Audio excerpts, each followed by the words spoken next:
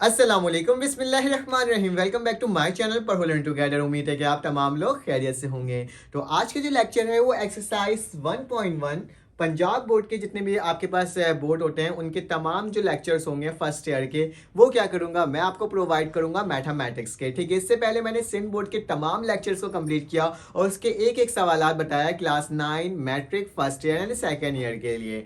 अब क्या होगा, अब पंजाब बोर्ड से इंशाल्लाह स्टार्ट कर रहा हूँ और इसमें तमाम वीडियोस में मैं आपको क्या करूंगा, तमाम कॉन्सेप्ट देने की कोशिश करूंगा ताकि क्या हो सके आपके बोर्ड के पेपर्स की तैयारी बहुत अच्छे से हो सके और आपको हर चीज हर एक क्वेश्चन का सोल्यूशन एक जगह मिल सके। चलें आ जाए इसको सॉल्व करते हैं। तो हमारे पास पहला जो सवाल है पंजाब बोर्ड की एक्सरसाइज 1.1 चैप्टर नंबर 1 के अंदर एक्सरसाइज 1.1 के पहला सवाल जो गिवन है वो क्या है, which of the following set have the closure property with respect to addition and multiplication. ठीक है, इसके अंदर मेंशन है कि आपने बताना है रियल नंबर की प्रॉपर्टीज होती है। ठीक है, तो उसके अंदर जो क्लोजर प्रॉपर्टी है मुख्तलिफ सेट्स हमें दिया गया होगा उसमें से बताना होगा इसमें से ये कौन सा क्लोजर प्रॉपर्टी है और कौन सा क्लोजर प्रॉपर्टी नहीं है। ठीक है, लेकिन उसको पढ़ने के लिए हमें क्या करना होगा, सबसे पहले पता करना होगा कि हमारे पास प्रॉपर्टीज ऑफ रियल नंबर क्या होते हैं, एडिशन एंड मल्टीप्लिकेशन। ये आपने पढ़ा होगा, इससे पहले भी देखा होगा आपने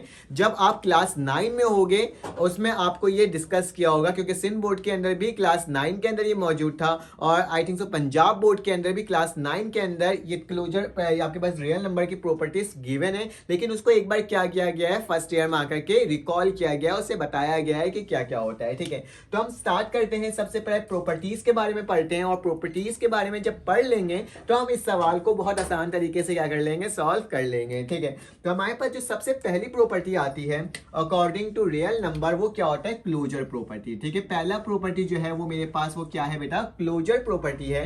कौन सा, रियल नंबर का प्रॉपर्टी है। ठीक है, इस चीज को आपने क्या करना है, याद रखना है, ये क्लोजर प्रॉपर्टी है मेरे पास। तो सबसे पहले मुझे क्या करना होगा, मैं इसको लिख लेता हूं।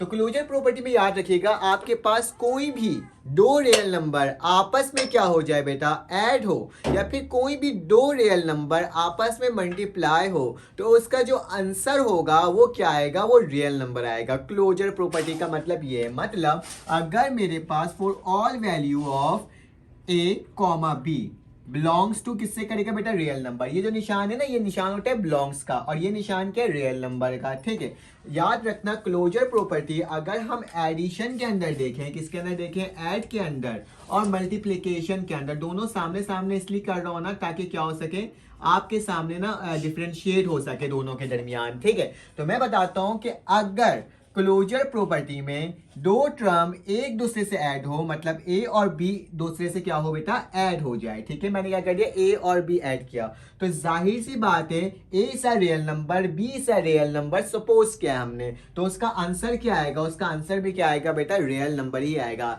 रियल नंबर वो नंबर्स होते हैं जो इस दुनिया के अंदर एग्जिस्ट करते हैं, मतलब उसके अंदर इमेजिनरी नंबर नहीं होता, मतलब कॉम्प्लेक्स वाली जो आयोटा वाली टर्म होती है ना वो इसके अंदर मौजूद नहीं होती। तो दो रियल नंबर को अगर हम ऐड करेंगे तो उसके बाद भी क्या आ जाए बेटा, रियल नंबर आ जाए, तो वो क्या होता है, वो होता है मेरे पास closure property with respect to addition, with respect to addition. ठीक है, इस चीज को आपने याद रखना है। अब उसके बाद क्या है मेरे पास, मल्टीप्लिकेशन के लिए भी क्या है, सेम यही है, for all value A comma B belongs to real number. मैं इसमें क्या करूंगा, मल्टीप्लिकेशन में होता क्या है, मल्टीप्लाई होता है, क्या होता है, मल्टीप्लाई होता है ना स्टूडेंट्स। तो मैं क्या करूंगा, ए को मल्टीप्लाई करवा दूंगा बी से, तो मेरे पास का आंसर क्या आएगा, रियल नंबर आएगा। जैसे मैंने 2 को प्लस कर दिया 3 से, तो मेरे पास क्या आएगा बेटा, 5 आएगा। 2 भी रियल नंबर, 3 भी रियल नंबर, उसका आंसर भी क्या, रियल नंबर। तो मतलब ये क्या है, क्लोजर प्रॉपर्टी है। उसी तरीके से 2 मल्टीप्लाई पर अगर 3 करता हूं तो 2 3 क्या होता है बेटा, 6 होता है। तो कहने का मकसद ये है कि अगर दो टर्म्स को ऐड करो तो भी रियल नंबर आएगा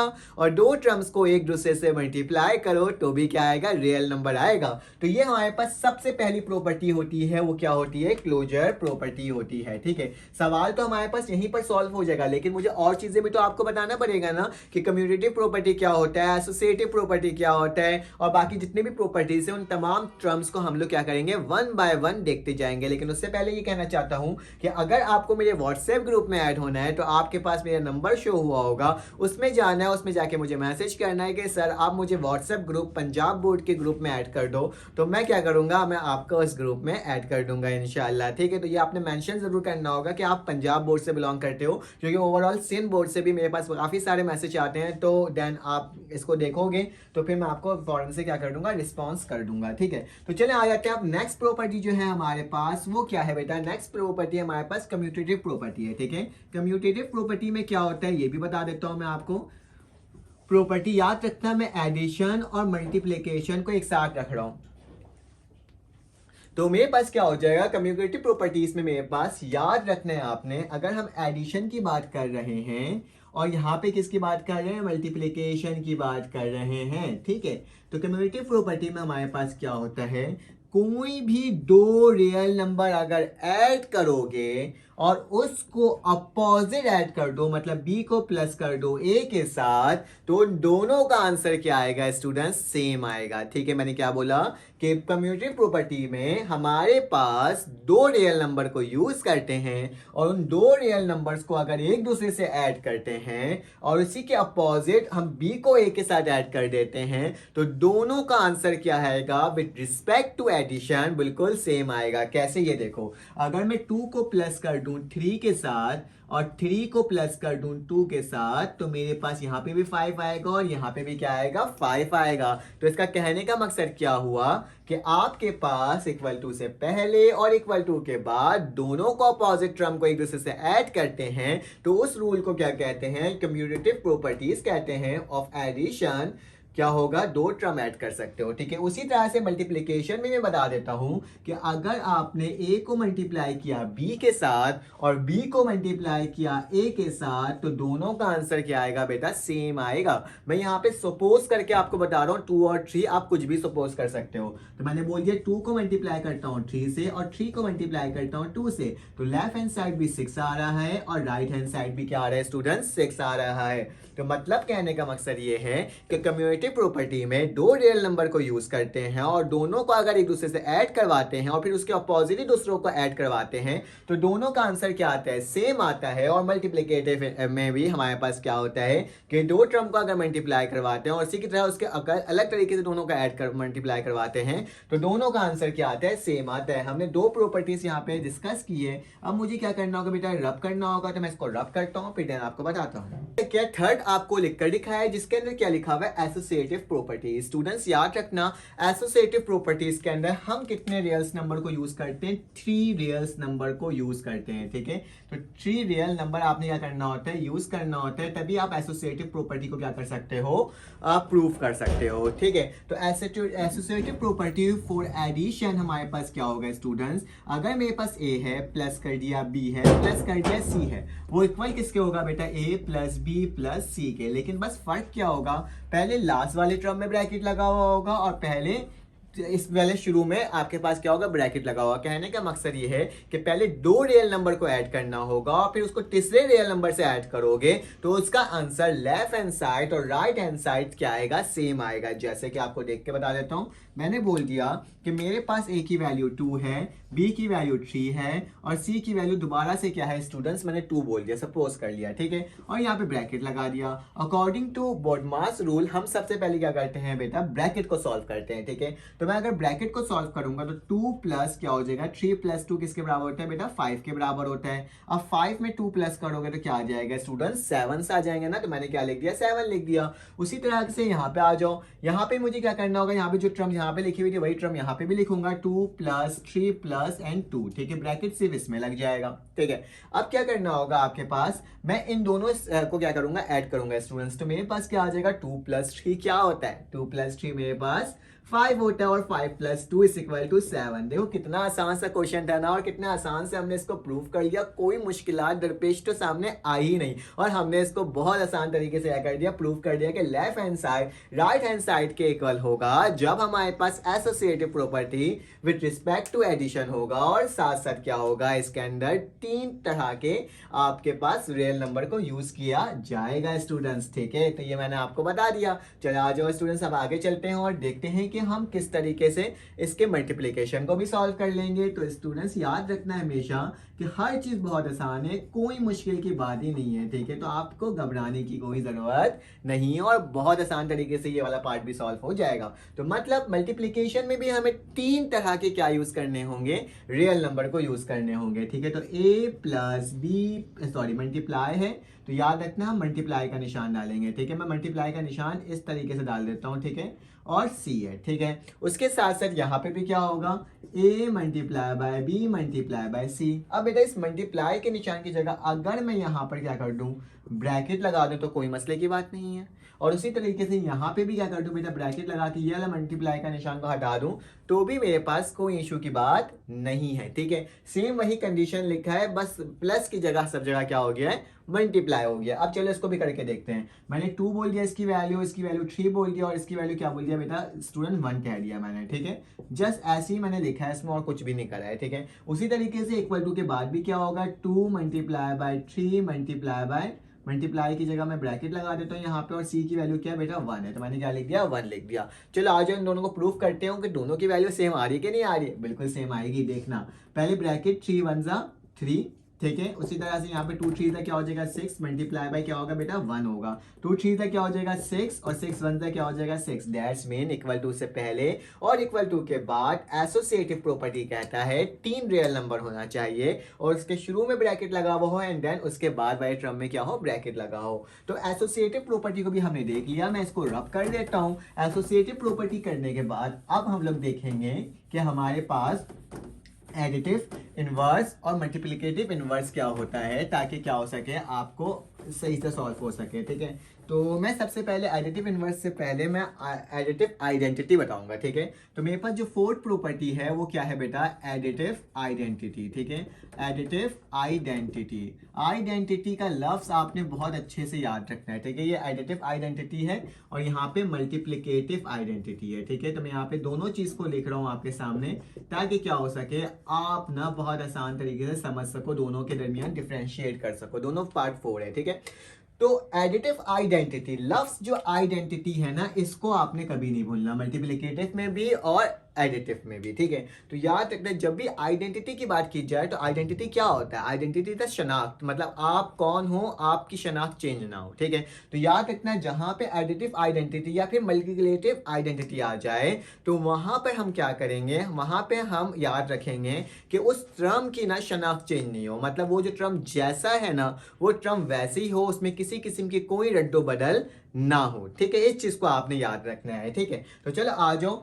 तो याद रखना, मैंने एक टर्म ले लिया, इसके अंदर भी रियल नंबर को यूज करेंगे। ठीक है, किसी एक रियल नंबर को यूज करूंगा, तो मैंने ए ले लिया। ठीक है, अब इसमें याद रखना, एडिटिव की बात की गई है, तो मैंने प्लस लगा दिया। ठीक है, अब कहा जा रहा है कि यहाँ पे ऐसा कौन सा टर्म लिखूं तो मेरे पास क्या हो जाए, यहाँ पे दोबारा से ए आ जाए। मतलब कि एडिटिव आइडेंटिटी वो होता है जिसमें किसी भी रियल नंबर की शनाख्त चेंज ना हो, वो सेम टू सेम आंसर आ जाए, जिस वजह से यहाँ पे कुछ ऐड करें। तो बताओ क्या ऐड करूंगा यहाँ पर कि मेरे पास ए आ जाए। तो जाहिर सी बात है, आप भी सोच रहे होगे, तो मैं भी बता देता हूँ कि अगर हम 0 का ऐड करेंगे तो मेरे पास क्या आ जाएगा बेटा, ए आ जाएगा। तो दैट्स मीन कि एडिटिव आइडेंटिटी में क्या होता है, हम 0 को ऐड करते हैं किसी भी रियल नंबर से, तो मेरे पास सेम टू सेम क्या आता है, आंसर आ जाता है। जैसे कि 2 + 0, तो दिस इज कॉल्ड 2। तो एडिटिव आइडेंटिटी 2 का क्या हो जाएगा मेरे पास, 0, जिसकी वजह से मेरे पास आंसर क्या आ रहा है, 2 आ रहा है। ठीक है, तो मल्टीप्लिकेटिव इनवर्स में भी आइडेंटिटी का वर्ड यूज किया गया है, तो इसमें भी इसकी शनाख्त चेंज नहीं होना चाहिए।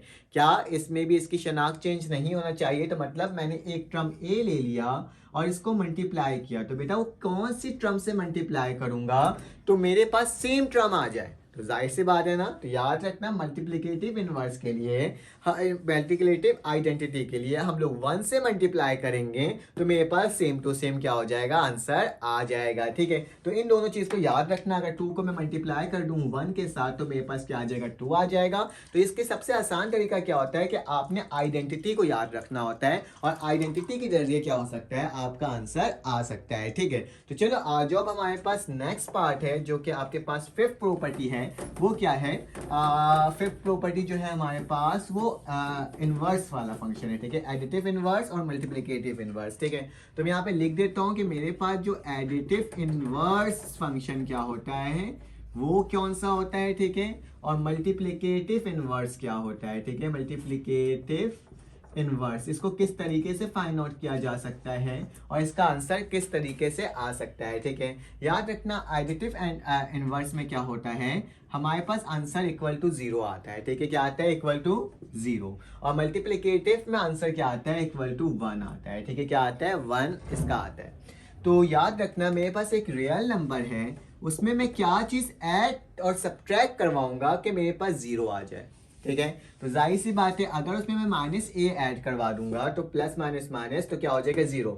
मतलब ए का जो एडिटिव इनवर्स होगा उसी का अपोजिट साइन होगा। सिंपल सी बात ये है। ठीक है, तो ताकि उसका आंसर क्या आ जाए, 0 आ जाए। जैसे कि मेरे पास यहाँ पे 2 लिखा हुआ है, प्लस माइनस का 2 लिखूंगा तो आंसर क्या आएगा, 0 आएगा। ठीक है, और मल्टीप्लिकेटिव इनवर्स में क्या आता है, इक्वल टू क्या आना चाहिए, 1 आना चाहिए। तो कोई भी टर्म मेरे पास ए है तो उसको किस तरीके से बेटा मल्टीप्लाई करूंगा कि मेरे पास 1 आ जाए। ठीक है, इक्वल टू के बाद क्या आ जाए बेटा, 1 आ जाए। तो जाहिर से 1 ओवर ए से करूंगा तो मैं इस वाली टर्म को कैंसिल आउट करूंगा तो मेरे पास क्या आ जाएगा, 1 आ जाएगा। तो याद रखना एडिटिव इनवर्स में इक्वल टू 0 आए तो मीन्स कि जो भी टर्म होगी उसकी जो अपोजिट साइन होगा वो उसका एडिटिव इनवर्स होगा। उसी तरह से मल्टीप्लिकेटिव इनवर्स में क्या होगा कि आंसर 1 आना चाहिए। तो जो भी हमारे पास टर्म होगा उसका जो रेसिप्रोकल पार्ट होगा, रेसिप्रोकल, वो मेरे पास क्या होगा, मल्टीप्लिकेटिव इनवर्स होगा। जैसे कि मैं लिखता हूँ √5 तो बोला जाए कि इसका एडिटिव इनवर्स बताओ। ठीक है, यहाँ पे सवाल लिखा है what is the additive inverse of √5। तो आप क्या बताओगे, इसका जो आंसर होगा वो क्या आएगा, माइनस का √5। तो this is additive inverse of √5। ठीक है, तो इस चीज को आपने याद रखना है। उसी तरह से मल्टीप्लिकेटिव इनवर्स में आ जाए √5 और बोला जाए कि आप बताओ इसका मल्टीप्लिकेटिव इनवर्स क्या होगा एमसीक्यूज में, तो आप क्या लिखोगे, 1 over √5 is the multiplicative inverse because of इसका जो आंसर जो आएगा वो मेरे पास क्या आएगा, वो 1 आएगा। ठीक है, तो ये हमने कुछ प्रॉपर्टीज को देख लिया। इसके बाद आगे भी एक प्रॉपर्टीज होता है, वो क्वेश्चन नंबर 2 में हमारे काम आएगा, तो मैं उसको भी डिस्कस इसी में ही कर लेता हूँ ताकि क्या हो सके, आपको कोई प्रॉब्लम ना आए। ठीक है, काफी ज्यादा लेंदी शायद आपको लग रहा होगा लेकिन कॉन्सेप्ट देना लाजमी है, क्योंकि कॉन्सेप्ट अगर नहीं दूंगा तो मसला हो जाएगा ना, फिर आपको समझ ही नहीं आएगा। तो अब याद रखना अब मैं क्या कर रहा हूँ। अब हमारे पास जो नेक्स्ट और आखिरी प्रॉपर्टी है वो क्या है, डिस्ट्रीब्यूटिव प्रॉपर्टी है। ठीक है, डिस्ट्रीब्यूटिव प्रॉपर्टी किसकी प्रॉपर्टी बेटा, ऑफ मल्टीप्लिकेशन ऑफ पहले एडिशन कर देते हैं, पहले मैं मल्टीप्लिकेशन कर रहे हैं। डिस्ट्रीब्यूटिव प्रॉपर्टी ऑफ मल्टीप्लिकेशन, ठीक है, ओवर एडिशन। ठीक है, क्या, ओवर एडिशन, क्योंकि हमने मल्टीप्लिकेशन और मल्टीप्लिकेशन और एडिशन को देख रहे हैं तो याद रखना एडिशन भी यूज हो रहा है और मल्टीप्लिकेशन भी यूज हो रहा है। ठीक है, तो multiplicative property of distributive property of multiplication over addition वाला सवाल है। ठीक है, तो याद रखना है इसमें भी हम 3 तरह के रियल नंबर यूज करते हैं। ए जो कि मल्टीप्लाई होगा किसके साथ बेटा, बी, और अंडर क्या होगा, सी। याद रखना ओवर एडिशन होगा जब भी तो मेरे पास क्या होगा, अंदर मेरे पास क्या आ जाएगा बेटा, प्लस आएगा, और बाहर क्या होगा, मल्टीप्लाई होगा। ठीक है, इस चीज को आपने याद रखना है। तो इसको लिखने का तरीका क्या होगा, ए बी से मल्टीप्लाई हो जाएगा तो ए डॉट बी,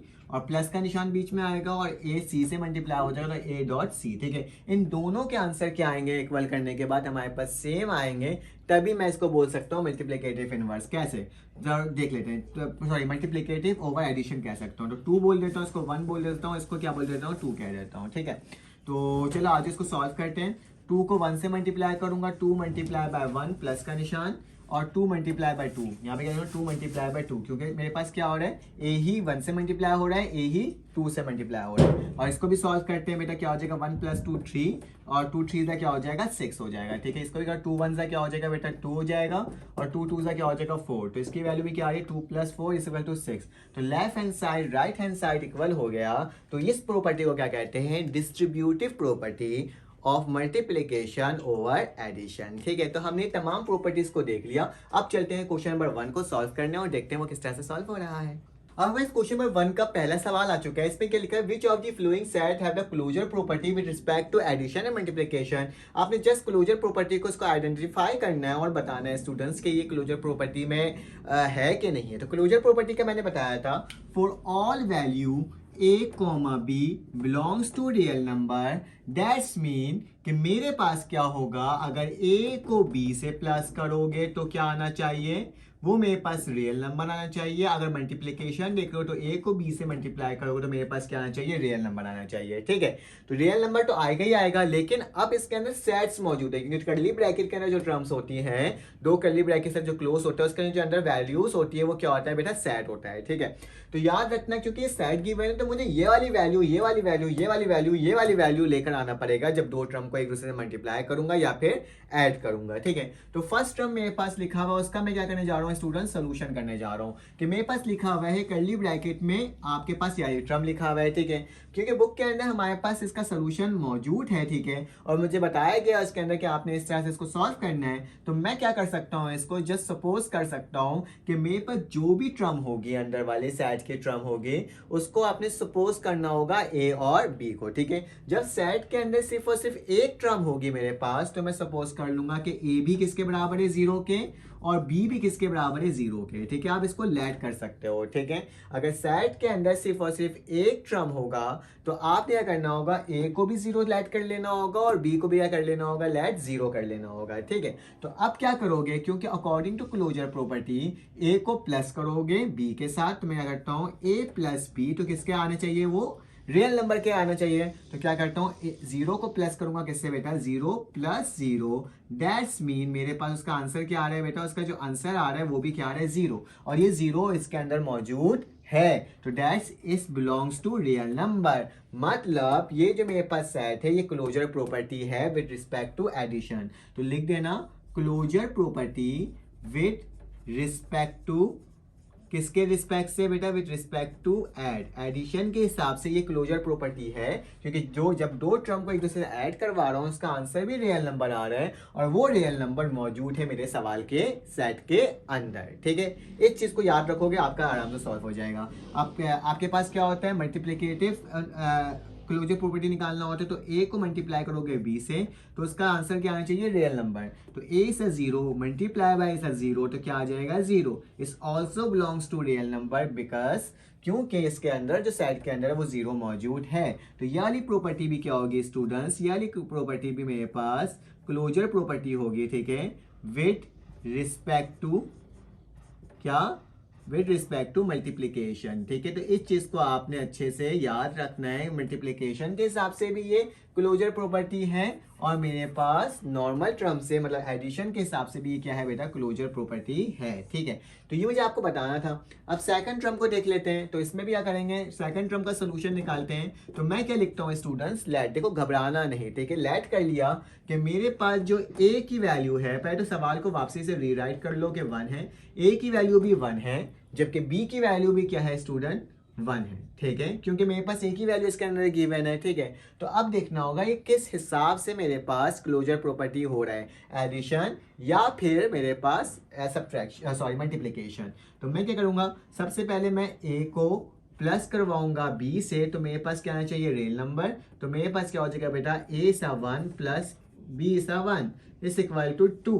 बेटा ये मेरे पास जो है, ये मेरे पास दो टर्म एक दूसरे से प्लस होकर रियल नंबर तो आ रहा है, लेकिन जो सेट के अंदर मौजूद है वो 1 है। तो इस not belongs to closure property, मतलब ये क्या है, ये क्लोजर प्रॉपर्टी से बिलोंग नहीं करता, बिकॉज ऑफ, क्योंकि इसकी वैल्यू क्या आ रही है बेटा, 2 आ रही है, इसकी वैल्यू मेरे पास क्या नहीं आ रही, is not equal to set value. ठीक है, सेट के अंदर जो वैल्यू होगी वो आनी चाहिए। ठीक है, तो मैं यहाँ पे लिख सकता हूँ कि यहाँ पे it's not a closure property. ठीक है, it's not a closure property, not a closure property. ठीक है, मैंने आपको बता दिया, आपने इसी तरीके से क्या करना है, इसको लिखना है, it's not a closure property. तो यहाँ तक कोई मसले की बात नहीं है ना। अब चलो आ जाओ मल्टीप्लिकेशन के हिसाब से देखते हैं कि 1 को अगर मल्टीप्लाई करेंगे 1 से तो क्या आएगा 1, और ये 1 वाला सेट क्या है वो सेट के अंदर मौजूद है, तो it's belongs to real number, और बिलोंग्स रियल नंबर से भी कर रहा है। और ये क्या है बेटा, क्लोजर प्रॉपर्टी है, इट इज क्लोजर प्रॉपर्टी। ये मेरे पास क्या है बेटा, क्लोजर प्रॉपर्टी है। क्यों? क्योंकि जो हमने मल्टीप्लाई किया तो मेरे पास आंसर क्या आया बेटा, सेम आ गया। ठीक है, तो यह टर्म भी हो गई। अब यहाँ पे दो सेट्स आ रहे हैं। ठीक है, याद रखना जब भी एक से ज्यादा सेट आ जाए, ठीक है, एक से ज्यादा सेट आ जाए, तो आपने फॉर्मूला याद रखना है 2 की पावर n। ठीक है, 2 की पावर क्या होगी, n। 2 की पावर n से मुराद क्या होगा कि जितने भी नंबर्स ऑफ एलिमेंट्स होंगे वो आप उसको ऊपर पावर ले लो, तो क्या हो जाएगा, n की जगह क्या आ जाएगा 2। कितना टर्म है, 1 और 2, यहाँ 2 लिख दिया, तो इसका आंसर क्या आ रहा है बेटा 4। तो हमें 4 तरीके से, 4 तरीकों से इसको प्रूफ करना होगा कि ये क्लोजर प्रॉपर्टी है एडिशन के हिसाब से कि नहीं। वो किस तरीके से होगा, इस तरह से देखो, पहले मेरे पास 0 लिखा हुआ है, कॉमा -1 लिखा हुआ है। उसके बाद मैं लिख सकता हूँ कि अगर मैं 0 को प्लस कर दूं 0 के साथ, ये भी हो सकता है। ठीक है, फिर उसके बाद क्या हो सकता है, 0 को प्लस कर दूं -1 के साथ, ये भी हो सकता है। ये मैंने ऊपर ऑलरेडी लिख दिया है, तो 1 को लिख सकता हूँ, -1 को लिख सकता हूँ किसके साथ बेटा, 0 के साथ। और एक आखिरी टर्म होगी बेटा कौन सी, कि -1 और -1। ठीक है, तो इस तरीके से इन 4 तरीकों से लिख सकता हूँ अरेंज करके। क्या बोला मैंने, 0 को पहले -1 के साथ लिख दिया, फिर 0 को 0 के साथ लिख दिया, फिर -1 को 0 के साथ लिख दिया, और फिर -1 को -1 के साथ लिख दिया। तो ये चारों वैल्यूज जो होंगी ये मेरे पास a और b की होंगी मुख्तलिफ तरीके से। ठीक है, लेट करके। ठीक है, तो आप लेट कर सकते हो कि फर्स्ट टर्म में मैं क्या बोल रहा हूँ, a की वैल्यू 0 और b की वैल्यू क्या है, -1। ठीक है, अब इसको मुझे क्या करना है, ऐड करना है। तो a प्लस b के अकॉर्डिंग क्या हो जाएगा, 0 प्लस -1 किसके इक्वल आता है, -1। तो बेटा ये जो -1 है ये है इसके अंदर, सेट के अंदर है -1, तो दैट्स मीन ये यहाँ तक तो हमारे पास अभी तक क्लोजर प्रॉपर्टी है विद रिस्पेक्ट टू एडिशन। उसके बाद नेक्स्ट करते हैं, अब लेट करते हैं कि 0 a किसके बराबर है, 0, और b स्टूडेंट्स किसके बराबर है, 0 के। तो क्या करूंगा, 0 प्लस 0, तो इसका वैल्यू क्या आ रहा है, 0। क्या ये 0 इसके अंदर है, जी बिल्कुल है, इस सवाल के अंदर 0 मौजूद है, तो मतलब ये भी क्या है, क्लोजर प्रॉपर्टी हो रहा है। अब उसके आगे चलते हैं, अब क्या करेंगे, अकॉर्डिंग टू दिस तो लिखूंगा, लेट दोबारा से करूंगा कि a की वैल्यू क्या है बेटा, -1, और b की वैल्यू 0 है, तो -1 प्लस 0 इज इक्वल टू -1। तो ये भी मेरे पास क्या है बेटा, इस सेट के अंदर है। अब चलो आगे चलते हैं, अब मेरे पास क्या हो जाएगा, फिर से लेट कर लिया कि a की वैल्यू क्या है स्टूडेंट्स, -1 है, और b की वैल्यू क्या हो जाएगी मेरे पास स्टूडेंट, -1 है। अब -1 जो है उसको -1 के साथ ऐड करो, तो -1 बराबर होता है -2। It's not belongs to closure property. Why, क्यों, ये क्लोजर प्रॉपर्टी से बिलोंग क्यों नहीं कर रहा, क्योंकि -1 -2 के बराबर होता है, और -2 तो इसके अंदर मौजूद ही नहीं है। तो ये क्या हो जाएगा, आप तीनों चारों तरीके से इसको सॉल्व करोगे और बताओगे कि क्लोजर प्रॉपर्टी है कि नहीं है विद रिस्पेक्ट टू दिस। तो मेरे पास क्या हो जाएगा, अगर एडिशन के हिसाब से देखूं तो इसका क्लोजर प्रॉपर्टी नहीं है, लिख देना it is not closure property. ठीक है, ये मेरे पास क्लोजर प्रॉपर्टी नहीं है, किसके according, with respect to addition, with respect to addition के हिसाब से ये मेरे पास क्लोजर प्रॉपर्टी नहीं है। आपके पास कौन सा सवाल, पार्ट नंबर 3। अब मैं अगर तो इसको रब करता हूँ और फिर मैं आपको बताता हूँ कि मल्टीप्लिकेशन के हिसाब से है कि नहीं है। वैसे तो आप डायरेक्टली भी करके देख सकते हो, अब मैं आपको डायरेक्टली भी करके बता देता हूँ कि मेरे पास ये इक्वल आ रहा है कि नहीं आ रहा। अब मैं इतना लेट करके नहीं बता रहा क्योंकि ये एमसीक्यूज में आता है, ठीक है, उसके अलावा किसी में नहीं आता। तो ये 0 को मल्टीप्लाई करेंगे बेटा सबसे पहले किससे, -1 के साथ, फिर क्या हो जाएगा बेटा, 0 मल्टीप्लाई हो जाएगा 0 के साथ, फिर -1 मल्टीप्लाई होगा 0 के साथ, फिर -1 मल्टीप्लाई होगा -1 के साथ। ठीक है, तो इस तरीके से आप देख लो, डायरेक्टली पता चल जाएगा ये है कि नहीं है। तो इसका आंसर क्या आ रहा है बेटा, -1, इसका आंसर क्या आ रहा है 0, इसका क्या आ रहा है -1, माइनस माइनस क्या हो जाएगा, +1 आ जाएगा। ठीक है, तो डेट्स मीन के -1 भी है, 0 भी है, -1 भी है, लेकिन +1 इसके अंदर मौजूद नहीं है, तो ये भी क्लोजर प्रॉपर्टी नहीं होगा विद रिस्पेक्ट टू मल्टीप्लिकेशन। ठीक है, closure property with respect to multiplication के हिसाब से बेटा ये मेरे पास नहीं होगा, इट इज नॉट, ये नहीं है। क्यों, क्योंकि मैं जब इसका सॉल्व कर तो आखिरी वाला आंसर क्या आ रहा है स्टूडेंट्स, गलत आ रहा है। ठीक है, अब आखिरी कर लेते हैं इस वाली टर्म को भी। तो बेटा इसमें भी मेरे पास 2 सेट है, और 2 सेट को किस तरह से लिखेंगे, पहले जो लिखा हुआ उसी को क्या कर लो, ऐड करवा लो। ठीक है, फिर उसके बाद क्या करोगे बेटा, इसी को ही आप वन और वन को कर लो एक साथ, ठीक है। फिर उसके बाद -1 प्लस और -1 को कर लो एक साथ, ठीक है। और आखिरी में क्या हो जाएगा बेटा स्टूडेंट्स, मैंने क्या करा, 1 को पहले इसके साथ लिख दिया।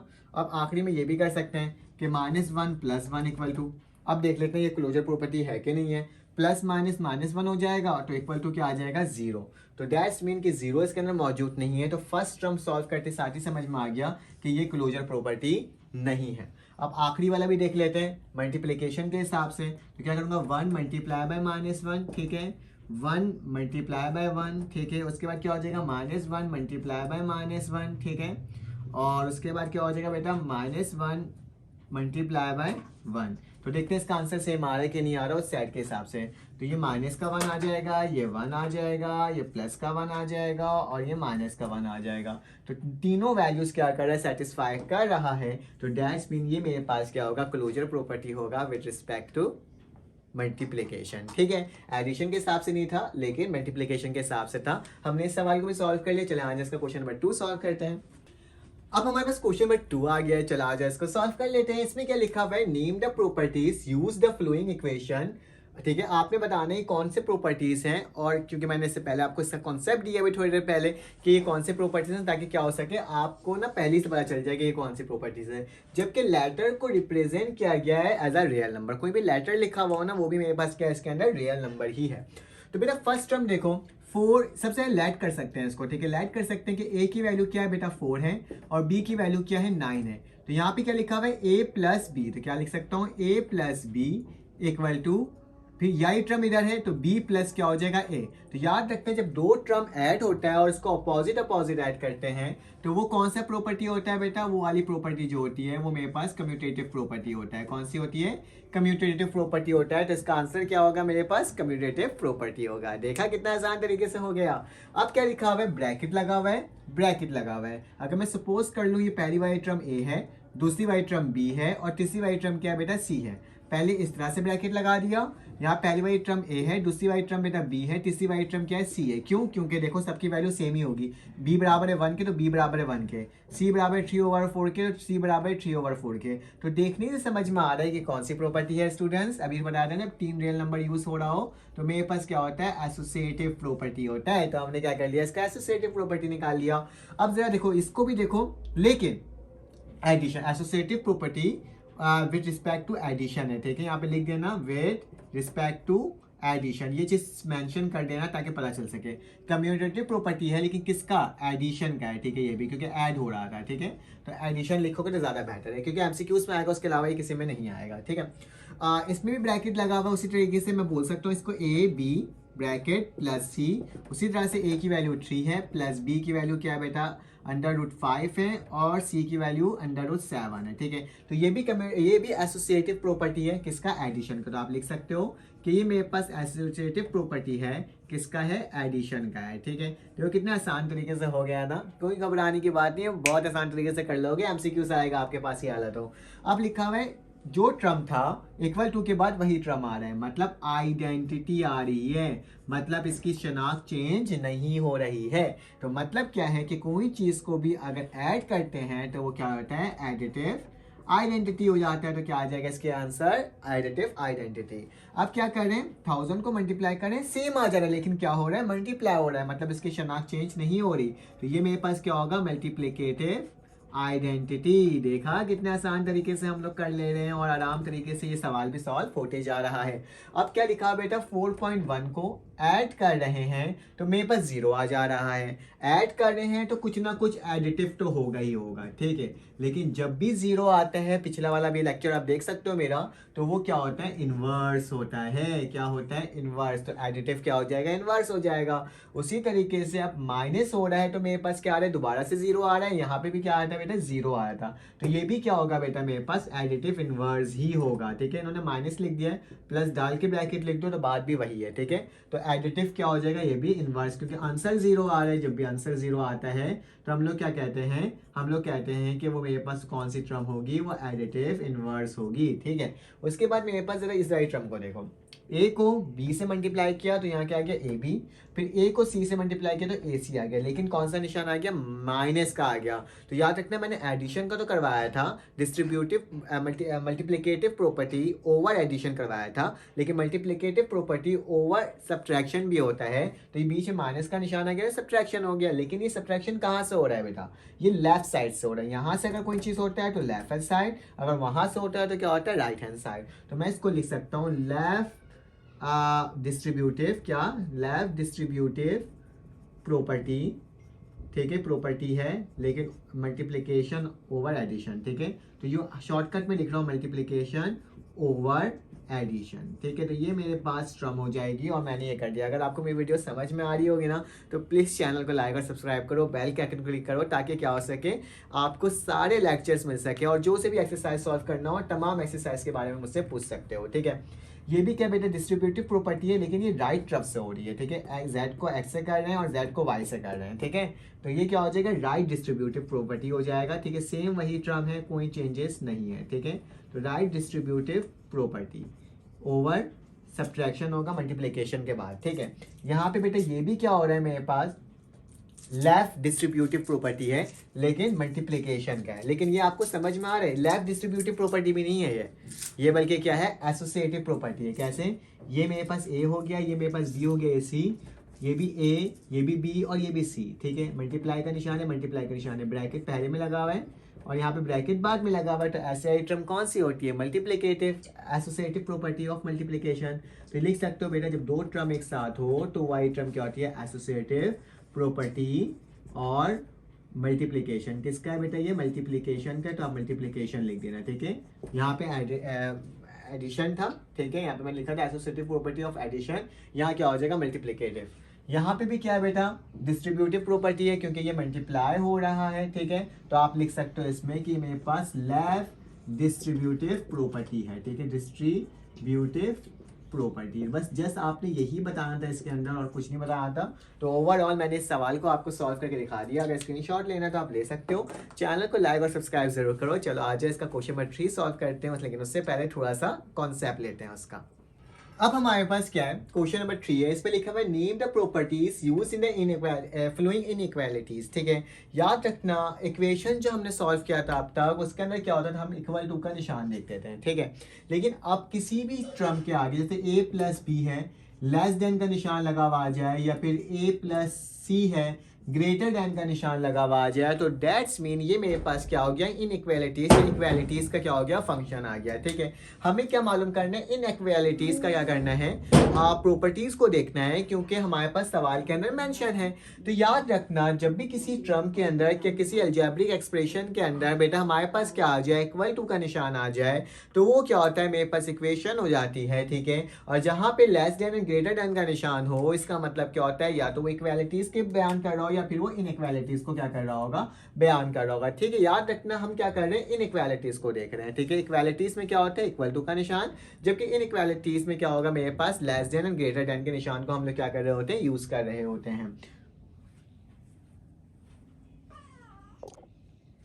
अब हमारे पास क्वेश्चन नंबर 3 आ गया, इसको सॉल्व करते हैं। इसमें क्या लिखा हुआ हमारे पास, name the property use in the following inequalities. याद रखना, अब तक हमने इक्वेशन सॉल्व किया था जिसके अंदर हम लोग इक्वल टू के निशान को यूज कर रहे थे, लेकिन अब हमारे पास क्या है, इनइक्वालिटीज है, और इनइक्वालिटीज में हम क्या करेंगे सॉल्व बेटा, अब हम सॉल्व करेंगे कि हमारे पास लेस देन और ग्रेटर देन का निशान। याद रखना, ये लेस देन और ग्रेटर देन के निशान में काफ़ी सारे स्टूडेंट्स कंफ्यूज हो जाते हैं, तो मैं आपको समझाने की कोशिश करता हूँ। स्टूडेंट्स याद रखना, ये जो निशान होता है, जहाँ पे मेरे पास इसका मुंह, समझो एक तरह का क्रोकोडाइल है। ठीक है, जहाँ पे क्रोकोडाइल का मुंह बंद है, वो वाली टर्म क्या होती है, मेरे पास स्मॉल होती है। क्या होती है, स्मॉल वैल्यू होती है।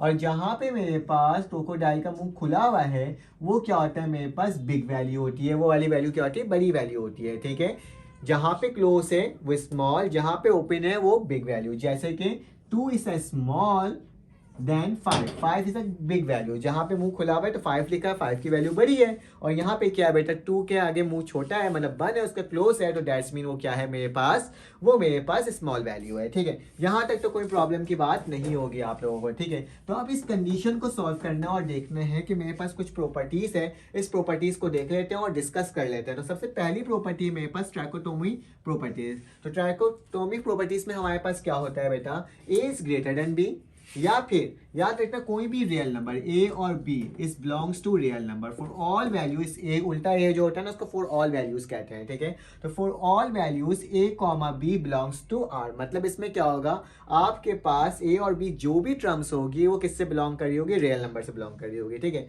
तो ए हमारे कंडीशन क्या हो सकती है, हमारे पास कंडीशन हो सकती है एक कि अगर मेरे पास 2 है तो ग्रेटर देन क्या होगा 5, मैंने बोल दिया a is a 2 b is a 5, तो 2 की वैल्यू 5 से क्या है, बड़ी है। या तो आप इसको ऐसे लिख सकते हो, या फिर आपके पास कोई कंडीशन हो सकती है कि आपके पास अब 5 है ये, और ये क्या है मेरे पास b जो है वो 2 है, मैं सपोज कर रहा हूँ। ठीक है, या तो इसको ऐसे लिखा जा सकता है, या फिर 2 इज इक्वल टू 2 इसको ऐसे लिखा जा सकता है। 3 तरह से हम किसी चीज को रिप्रेजेंट कर सकते हैं, किसी नंबर को, तो वो मेरे पास क्या हो जाएगा, वो मेरे पास आपके पास क्या आ जाएगा, ट्राइकोटोमी प्रॉपर्टीज में आता है। मतलब किसी नंबर को 3 तरीके से शो किया जा सके, जैसे कि ये देख लो, मैं इसको तो अलग अलग वैल्यूज देकर लिखा था ना, अब मैं आपको बताता हूँ कि अगर मेरे पास 2 की जो वैल्यू है वो लेस देन है किससे, 5 के, तो इसको क्या ऐसे लिख सकते हैं, 5 की वैल्यू ग्रेटर देन है 2 के। बस मैंने क्या कर लिया, पोजीशन इसकी चेंज कर ली है, मतलब पहले ये यूं था तो 2 छोटी थी वैल्यू और ये 5 बड़ी वैल्यू थी, तो मैंने क्या करा, इसको गोल घुमा दिया, मतलब जहां मुंह खुला हुआ अभी भी वहां पे 5 है और जहां पे स्मॉल है वो 2 है। या फिर मैं किस तरह से भी लिख सकता हूँ कि कोई भी टर्म जो एक दूसरे से क्या हो, इक्वल हो। ठीक है, तो ये तमाम प्रॉपर्टीज को क्या कहते हैं हम, ट्राइकोटोमी प्रॉपर्टीज। ठीक है, तो चलो आ जाओ आगे चलते हैं, अब आगे देखते हैं उसका नेक्स्ट प्रॉपर्टी क्या है मेरे पास। नेक्स्ट प्रॉपर्टी आता है बेटा मेरे पास ट्रांजिस्टिव प्रॉपर्टी। ट्रांजिस्टिव प्रॉपर्टी में क्या लिखा हुआ, अगर ए की वैल्यू बी से बड़ी हो, याद रखना इसके अंदर क्या होता है, A B C for all values belongs to real number. इसमें 3 टर्म्स को यूज करते हैं रियल नंबर को, और वो क्या कहते हैं, सब रियल नंबर है। अगर ए की वैल्यू बेटा बड़ी है बी से और बी की वैल्यू बड़ी है सी से, तो मेरे पास लाजमी है कि ए की वैल्यू बड़ी होगी किससे बेटा, सी से। या फिर इसको मैं ऐसे लिख सकता हूं कि ए की वैल्यू छोटी है बी से और बी की वैल्यू छोटी है किससे बेटा, मेरे पास क्या आ गया, ए बी था, मैंने ए बी लिख दिया और ये क्या हो जाएगा, बी सी। तो बहुत ज़्यादा ज़रूरी है कि ए की वैल्यू क्या होगी, छोटी होगी सी से। अब बोलोगे सर कैसे आप बोल रहे हो, समझ नहीं आ रहा। तो कंडीशन के तहत ए की वैल्यू बड़ी होनी चाहिए, तो मैंने बोल दिया कि ए की वैल्यू बी से अगर बड़ी है तो मेरे पास क्या होगी, सपोज कर लेता हूँ मेरे पास है 10। ठीक है, और बी की वैल्यू ए से छोटी है तो दैन मीन मेरे पास क्या होगा, बी की वैल्यू 10 से छोटी कर लो 5। ठीक है, और आखिरी में क्या लिखा हुआ है, मेरे पास सी की वैल्यू है, और सी की वैल्यू क्या है बेटा, छोटी है किसके साथ, सी के साथ, तो मैं बोल सकता हूँ कि सी की वैल्यू है मेरे पास 2। ठीक है, तो अब देखना ए की वैल्यू सी से बड़ी ही आएगी, तो देखते हैं किस तरीके से होगा, देख लेते हैं। देखो ए की वैल्यू बी है, तो मैंने बोला ए की वैल्यू क्या है बेटा, 10 है, बड़ी है, और बी की वैल्यू क्या है, छोटी है, तो यहाँ पे क्या आ जाएगा 5। ठीक है, उसी तरीके से बी की वैल्यू बेटा बड़ी है किससे, मैंने बी की वैल्यू क्या लिखा है, यहाँ पे 5 लिखा है, और सी की वैल्यू क्या है बेटा, 2 है। ठीक है, और यहाँ पे लिखा हुआ है कि ए की वैल्यू लाजमी बड़ी होगी सी से, तो ए की वैल्यू क्या आती है 10, और जबकि सी की वैल्यू क्या आती है बेटा 2। तो दैट्स मीन कि ये कंडीशन सारी क्या हो रही है, सेटिस्फाई हो रही है, अगर मैं इसको इस फॉर्म में क्या करूँ, लिखूँ। जस्ट आपने ये कंडीशन को देखना है कि कंडीशन सेटिस्फाई कर रही है कि नहीं कर रही है। अब इसके लिए कर लेते हैं, ए की वैल्यू छोटी है, तो मैं सपोज कर लेता हूँ कि ए की वैल्यू मेरे पास छोटी है, लाइक मेरे पास 5 है, जबकि बी की वैल्यू क्या है, बड़ी है, तो बी की वैल्यू बोल देता हूँ 6 है, जबकि मेरे पास सी की वैल्यू उससे भी बड़ी है, तो मैं क्या कर दूंगा, बी से भी बड़ी है, तो क्या लिख दिया 7। तो देखो ये कंडीशन सेटिस्फाई कर रहा है कि नहीं कर रहा। ए की वैल्यू क्या है बेटा 5 है, लेस देन फिर क्या है मेरे पास बी की वैल्यू 6 है, दोनों सेटिस्फाई कर रहा है क्योंकि 5 छोटी है किससे, 6 है।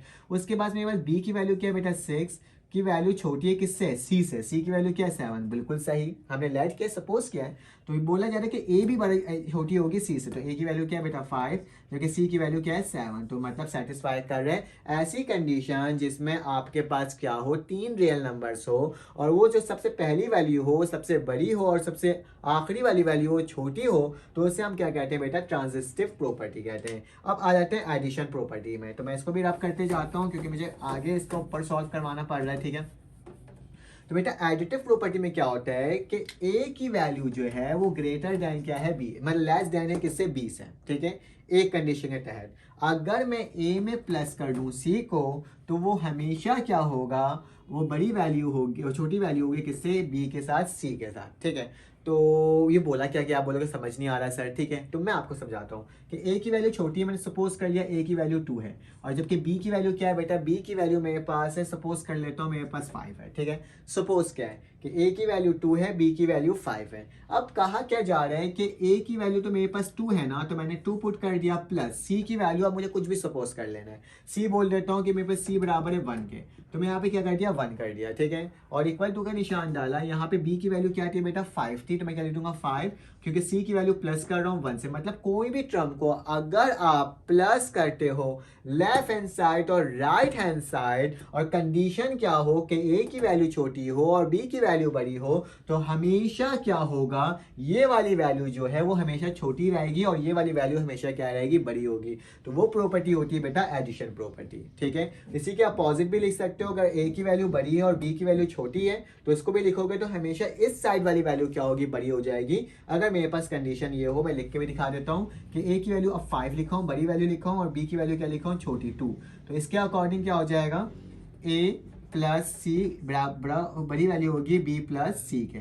तो ए की वैल्यू क्या है बेटा 5 है, यहाँ पे मैं ऐड कर देता हूँ 1 को, और यहाँ पे बी की वैल्यू क्या है बेटा 2 है, और प्लस कर देता हूँ 1 को, तो 5 + 1 6, 2 + 1 is 3, तो मतलब ये भी कंडीशन क्या हो गया, सेटिस्फाई हो गया, कि मतलब कि मेरे पास अगर कोई भी टर्म ऐड करूं according to condition less than and greater than, तो वो कंडीशन बिल्कुल सेटिस्फाई करेगा इसके, तो इसको क्या कहते हैं हम लोग, एडिशन प्रॉपर्टीज, ठीक है। अब आगे चलते हैं, उसका साइन भी चेंज नहीं होगा।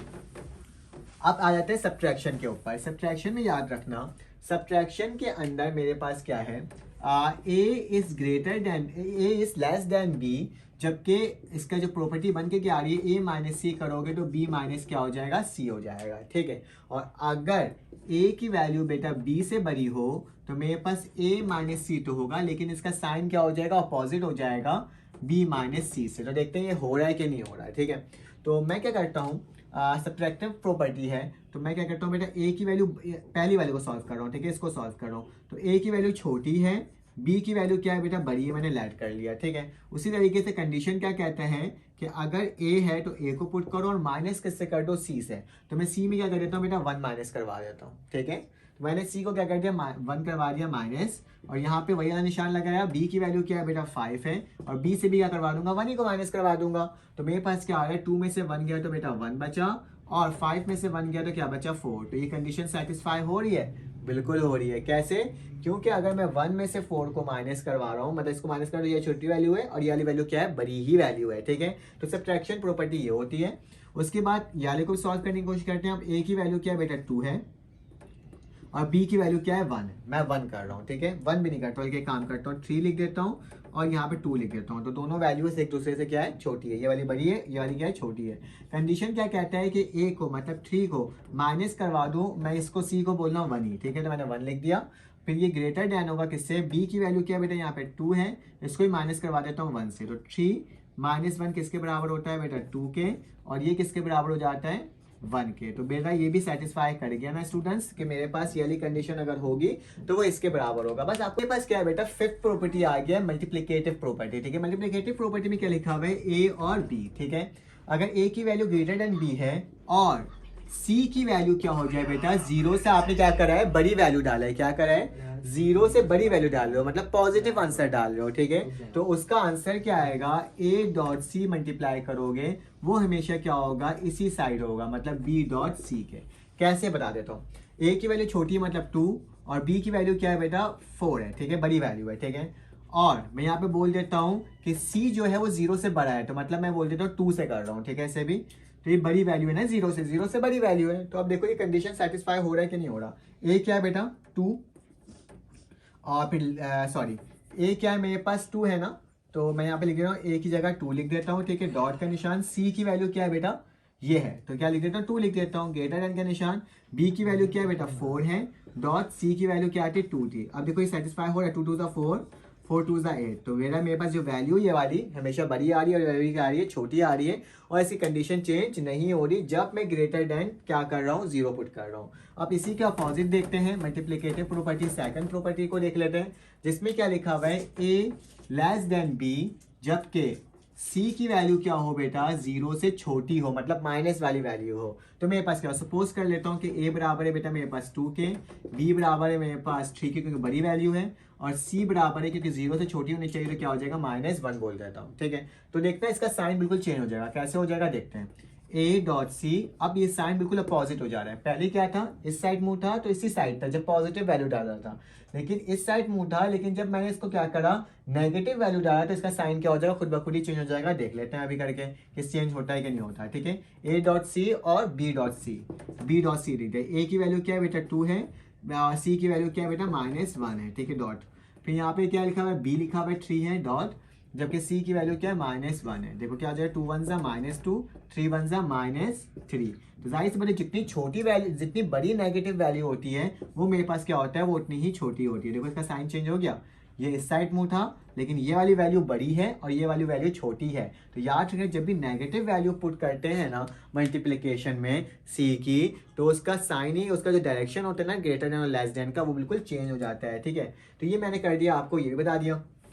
अब उसके बाद कुछ थोड़ी सी प्रॉपर्टीज और रह गई है, उसको भी बता देते हैं और फिर सवाल की तरफ चलते हैं। जैसे लिखा हुआ है डिवीजन प्रॉपर्टी। डिवीजन प्रॉपर्टी में क्या होता है कि अगर आप किसी टर्म को 0 से बड़ी वैल्यू से मतलब डिवाइड करवाओगे तो वो सेम आ जाएगा। ठीक है, मतलब ए को सी से मल्टीप्लाई कर दो और बी को सी से। कैसे के, मैंने ए बोल दिया मेरे पास क्या है बेटा 2 है, बी मेरे पास कितना है बेटा 4 है। ठीक है, तो मैंने ये बोल दिया अकॉर्डिंग टू दिस, क्योंकि a is less than to b, और डिवाइड कितना करना है बेटा, 0 से बड़ी वैल्यू से करना है। तो सी को बोल देता हूँ डिवाइड कर देता हूँ 2 से। ठीक है, कुछ भी कर सकते हैं, 0 से बड़ी वैल्यू कर रहा हूँ। तो कंडीशन क्या कहता है कि ए को अगर सी से डिवाइड करोगे तो सी की वैल्यू क्या है 2, ये हमेशा लेस देन होगा किससे, अगर बी की वैल्यू को डिवाइड करोगे किससे, 2 से, मतलब सी की वैल्यू से। तो ये कैंसिल आउट हो गया, तो यहाँ पे भी 2 ही है, कैंसिल आउट, ये कैंसिल आउट, ये कैंसिल आउट, तो 1 इज लेस देन 2। तो कहने का मकसद क्या है कि अगर 0 से बड़ी वैल्यू से डिवाइड करोगे तो मेरे पास साइन सेम टू सेम रहेगा, अगर 0 से छोटी वैल्यू से डिवाइड करोगे तो साइन क्या हो जाएगा, चेंज हो जाएगा। तो मल्टीप्लिकेटिव इनवर्स में भी देख लो, मल्टीप्लिकेटिव इनवर्स में क्या होता है कि हम लोग क्या करते हैं, जो टर्म होती है उसी को उससे डिवाइड कर देते हैं। ठीक है, तो मल्टीप्लिकेटिव इनवर्स में आ जाता है। तो याद रखना, जब भी मल्टीप्लिकेटिव इनवर्स होगा तो हमारे पास साइन यहाँ पे चेंज हो जाएगा, और जब भी मल्टीप्लिकेटिव इनवर्स उस साइड होगा तो इसका साइन उधर जाके क्या हो जाएगा, चेंज हो जाएगा। तो हमने ये प्रॉपर्टीज को डिस्कस किया है। अब इसके सवाल को सॉल्व करते हैं और देखते हैं वो किस तरह से सॉल्व हो रहा है। अब हमारे क्वेश्चन नंबर 3 आ गया है। ठीक है, और क्योंकि प्रॉपर्टीज हम पढ़ चुके हैं तो इसमें कुछ इनइक्वालिटीज को दिया हुआ है और कहा जा रहा है कि आपने बताना है कौन सी प्रॉपर्टी है। ठीक है, तो याद रखना है हमेशा इक्वल टू वाली टर्म्स को देखना है। अगर लेस देन का निशान सेम टू सेम उसी डायरेक्शन में है तो याद रखना इसमें कोई भी टर्म सी की जो वैल्यू होगी या कोई सी भी टर्म होगी वो -0 से मल्टीप्लाई नहीं हो रही होगी। ठीक है, तो चलो आज इसको देखते हैं। -3 -2 है जो कि इक्वल किसके आ रहे हैं, 0 और 1 से। तो मैं क्या चीज इसमें ऐड करवाऊं या सब्ट्रैक्ट करवाऊं या मल्टीप्लाई करवाऊं या डिवाइड करवाऊं कि मेरे पास 0 आ जाए। ठीक है, इस साइड वाली टर्म। तो अगर मैं -3 लिखा हुआ है और इसमें अगर मैं प्लस का 3 ऐड करवा दूं तो -3 + 3 क्या होता है, 0। जो चीज लेफ्ट हैंड साइड करते हो वही चीज क्या करते हो बेटा, लेफ्ट हैंड साइड ऐड करवाते हो। मतलब यहाँ पे ऐड करवाओ तो यहाँ पे भी ऐड करवाओगे, यहाँ सब्ट्रैक्ट करवाओगे तो यहाँ पे भी सब्ट्रैक्ट करवाओगे। तो -3 में से 3 गया तो कितना बचा, 0 बचा, और 2 में से 3 गया तो मेरे पास क्या बचा, 1 की वैल्यू बड़ी है, 0 क्या है मेरे पास, स्मॉल है। तो ये कंडीशन को सेटिस्फाई कर रहा है। ये सेटिस्फाई कब हुआ, जब मैंने क्या करवाया बेटा, दोनों तरफ किसी चीज को ऐड करवाया। तो जब भी कोई टर्म ऐड होता है तो उसे क्या कहते हैं, एडिटिव प्रॉपर्टी। ये मेरे पास कौन सी प्रॉपर्टी है, एडिटिव प्रॉपर्टी है।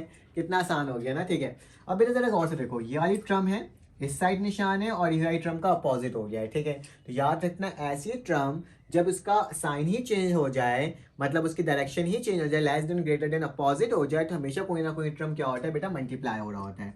तो -5 क्या लिख दिया, -4, या फिर डिवाइड भी हो रहा होता है। ठीक है, लेकिन यहाँ पे कोई टर्म डिवाइड होता हुआ नजर नहीं आ रहा। तो अगर मैं इसको मल्टीप्लाई करवा दूं बेटा स्टूडेंट्स, किससे, -4 से, माइनस माइनस क्या हो जाएगा, प्लस का 20 हो जाएगा, ब्रैकेट में लिख देता हूँ, और 4 5 से क्या हो जाएगा, 20 हो जाएगा। ठीक है, और एक मिनट रुको, और यहाँ जो चीज़ यहाँ पे करवा रहा हूँ वही चीज़ क्या करूँगा बेटा, मल्टीप्लाई यहाँ पे भी करवाऊंगा। तो माइनस माइनस के प्लस का 16, कौन सी वैल्यू बड़ी है, ये वाली वैल्यू बड़ी है, तो डैट्स मीन कि यहाँ पे ग्रेटर देन होगा और यहाँ पे लेस देन होगा। सेम आ रहा है 20 और लेस देन, साइन चेंज हो गया, मतलब हम कोई चीज़ मल्टीप्लाई कर रहे हैं लेकिन वो क्या है, वो लेस देन 0 है। तो डैट्स मतलब क्या मतलब हो जाएगा, इसका मतलब कि वो मेरे पास मल्टीप्लिकेटिव प्रॉपर्टी होगा, क्योंकि मल्टीप्लाई करने के बाद ही आ रहा है ना वो टर्म, तो मल्टीप्लिकेटिव क्या हो जाएगा, प्रॉपर्टी।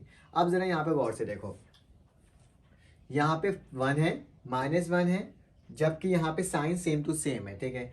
अगर मैं 1 लिखा हुआ है ना यहाँ पे -3 को मुझे लेकर आना है, तो कैसे आएगा, अगर मैं -4 बेटा इसमें क्या कर दूँ, ऐड करवा दूँ, किसमें, इसमें, ठीक है, और इसी वाले टर्म में क्या करवा दूँ, फिर से -4 को ऐड करवा दूँ, तो देखो मेरे पास कंडीशन सेटिस्फाई हो रहा है कि नहीं हो रहा।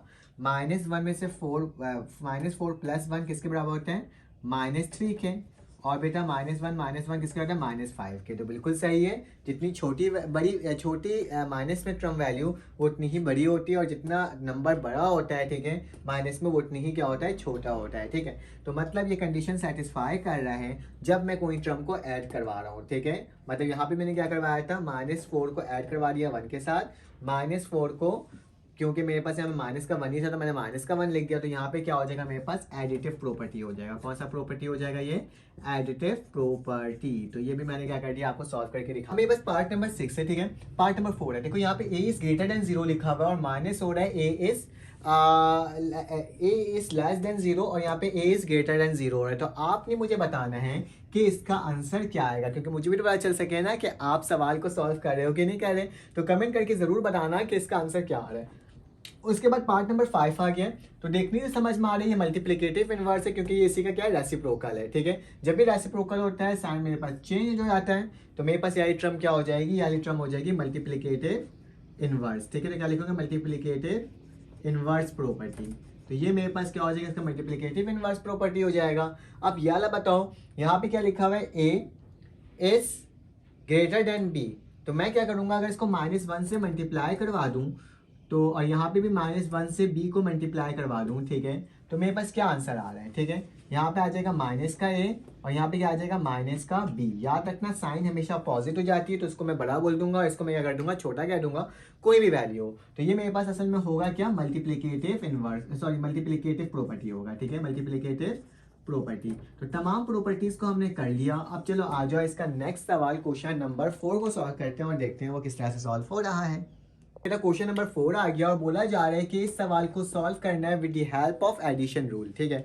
तो हमने रूल्स देखा हुआ है डिस्ट्रीब्यूटिव एडिशन के तमाम रूल्स को, ठीक है। उसके तहत तो इसको सॉल्व करना है, left hand side right hand side के बराबर लेकर आना है, उसको प्रूव करना है कि लेफ्ट हैंड साइड बराबर है राइट हैंड साइड के।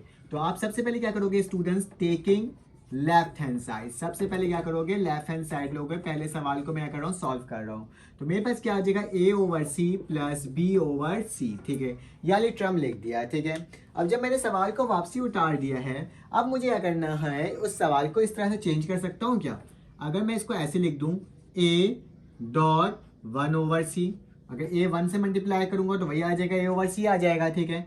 तो मैंने इसको इस तरह से लिख दिया और इस वाली टर्म को अगर मैं इस तरह से लिख दूँ, लाइक प्लस का निशान है ना, b लिखूं डॉट 1 क्या लिख दूं, c लिख दूं, ठीक है। तो मैंने इसको इस तरह से लिख दिया, इसको इस तरह से लिखा जा सकता है। एज वी नो डैट, यहाँ पे बता सकते हो, हर चीज़ को बताना होता है आपने, ठीक है, कि आप करने क्या जा रहे हो, ठीक है। तो एज वी नो डैट हमें मालूम है कि अगर कोई भी टर्म हो, लाइक मेरे पास a टर्म हो और इसके नीचे c लिखा हुआ हो, तो उसको लिखा जा सकता है a/1/c के तहत, ठीक है। तो मैंने उसी तहत यहाँ पे भी क्या कर दिया, मेंशन कर दिया। अगर आपको दूसरा टर्म लिखना है, दूसरा टर्म भी लिख सकते हो, जैसे कि f/e लिख सकते हो।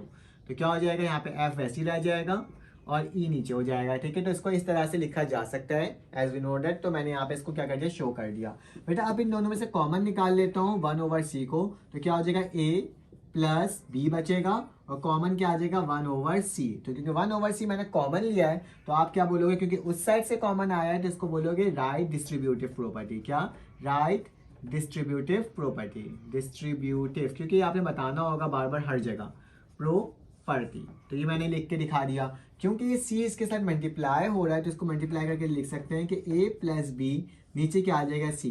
तो दिस इज योर आंसर कि लेफ्ट हैंड साइड इक्वल हो गया किसके स्टूडेंट्स, राइट हैंड साइड के। और ये मेरे पास आंसर आ गया। मुझे यही प्रूफ करना था ना कि a plus b divided by c. तो मैंने इसको प्रॉपर्टीज को यूज किया और प्रॉपर्टीज को यूज करते हुए लेफ्ट हैंड साइड को राइट हैंड साइड के इक्वल लेकर आ गया। अब चलो आज इसको सॉल्व करते हैं। इसको मैं रब कर देता हूँ।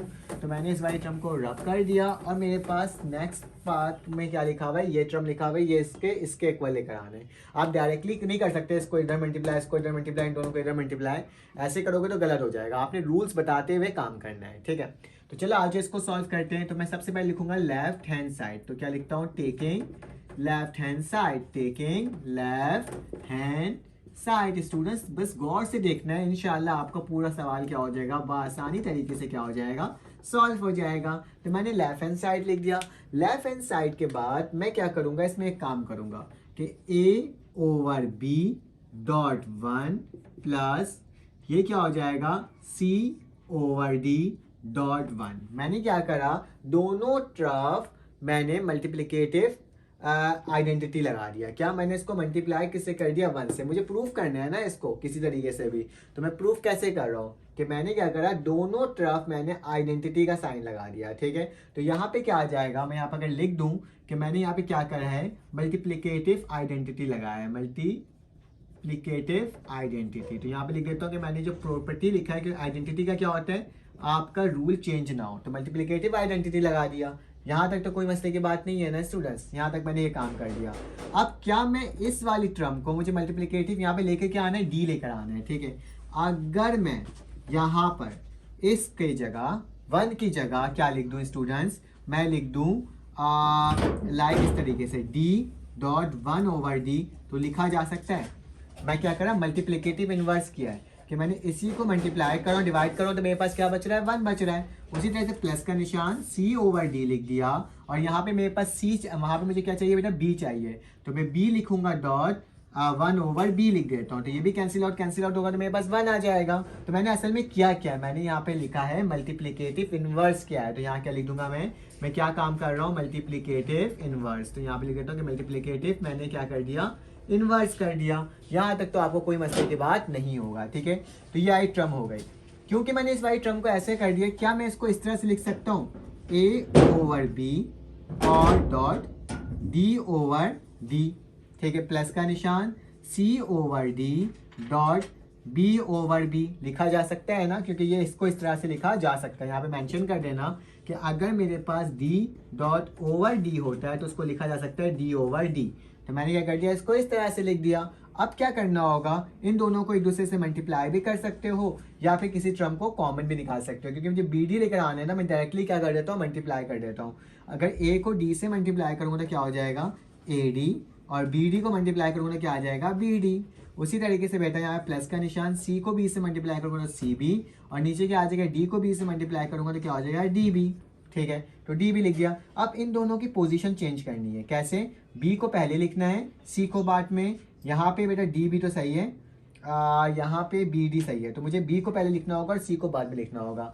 जब पोजीशन चेंज करते हैं तो वो क्या होता है बेटा, कम्यूटेटिव प्रॉपर्टी होता है। कौन सी प्रॉपर्टी होती है, कम्यूटेटिव प्रॉपर्टी। तो मैं क्या करता हूँ, ए डी लिखा यहाँ पे वैसे ही, नीचे बी डी लिखा हुआ उसको वैसे ही लिख देता हूँ, बी डी, प्लस का निशान। बेटा ये बी और सी को पहले लिख रहा हूँ तो बी पहले आ जाएगा, सी बाद में, और बेटा बी पहले और डी बाद में। तो ये आ जाएगा बी और डी। तो किस प्रॉपर्टी के तहत लिखा हूँ मैं इसको, कम्यूटेटिव प्रॉपर्टी के तहत लिखा हूँ, क्योंकि इसमें ही होता है ना, चेंजेस कर सकते हैं।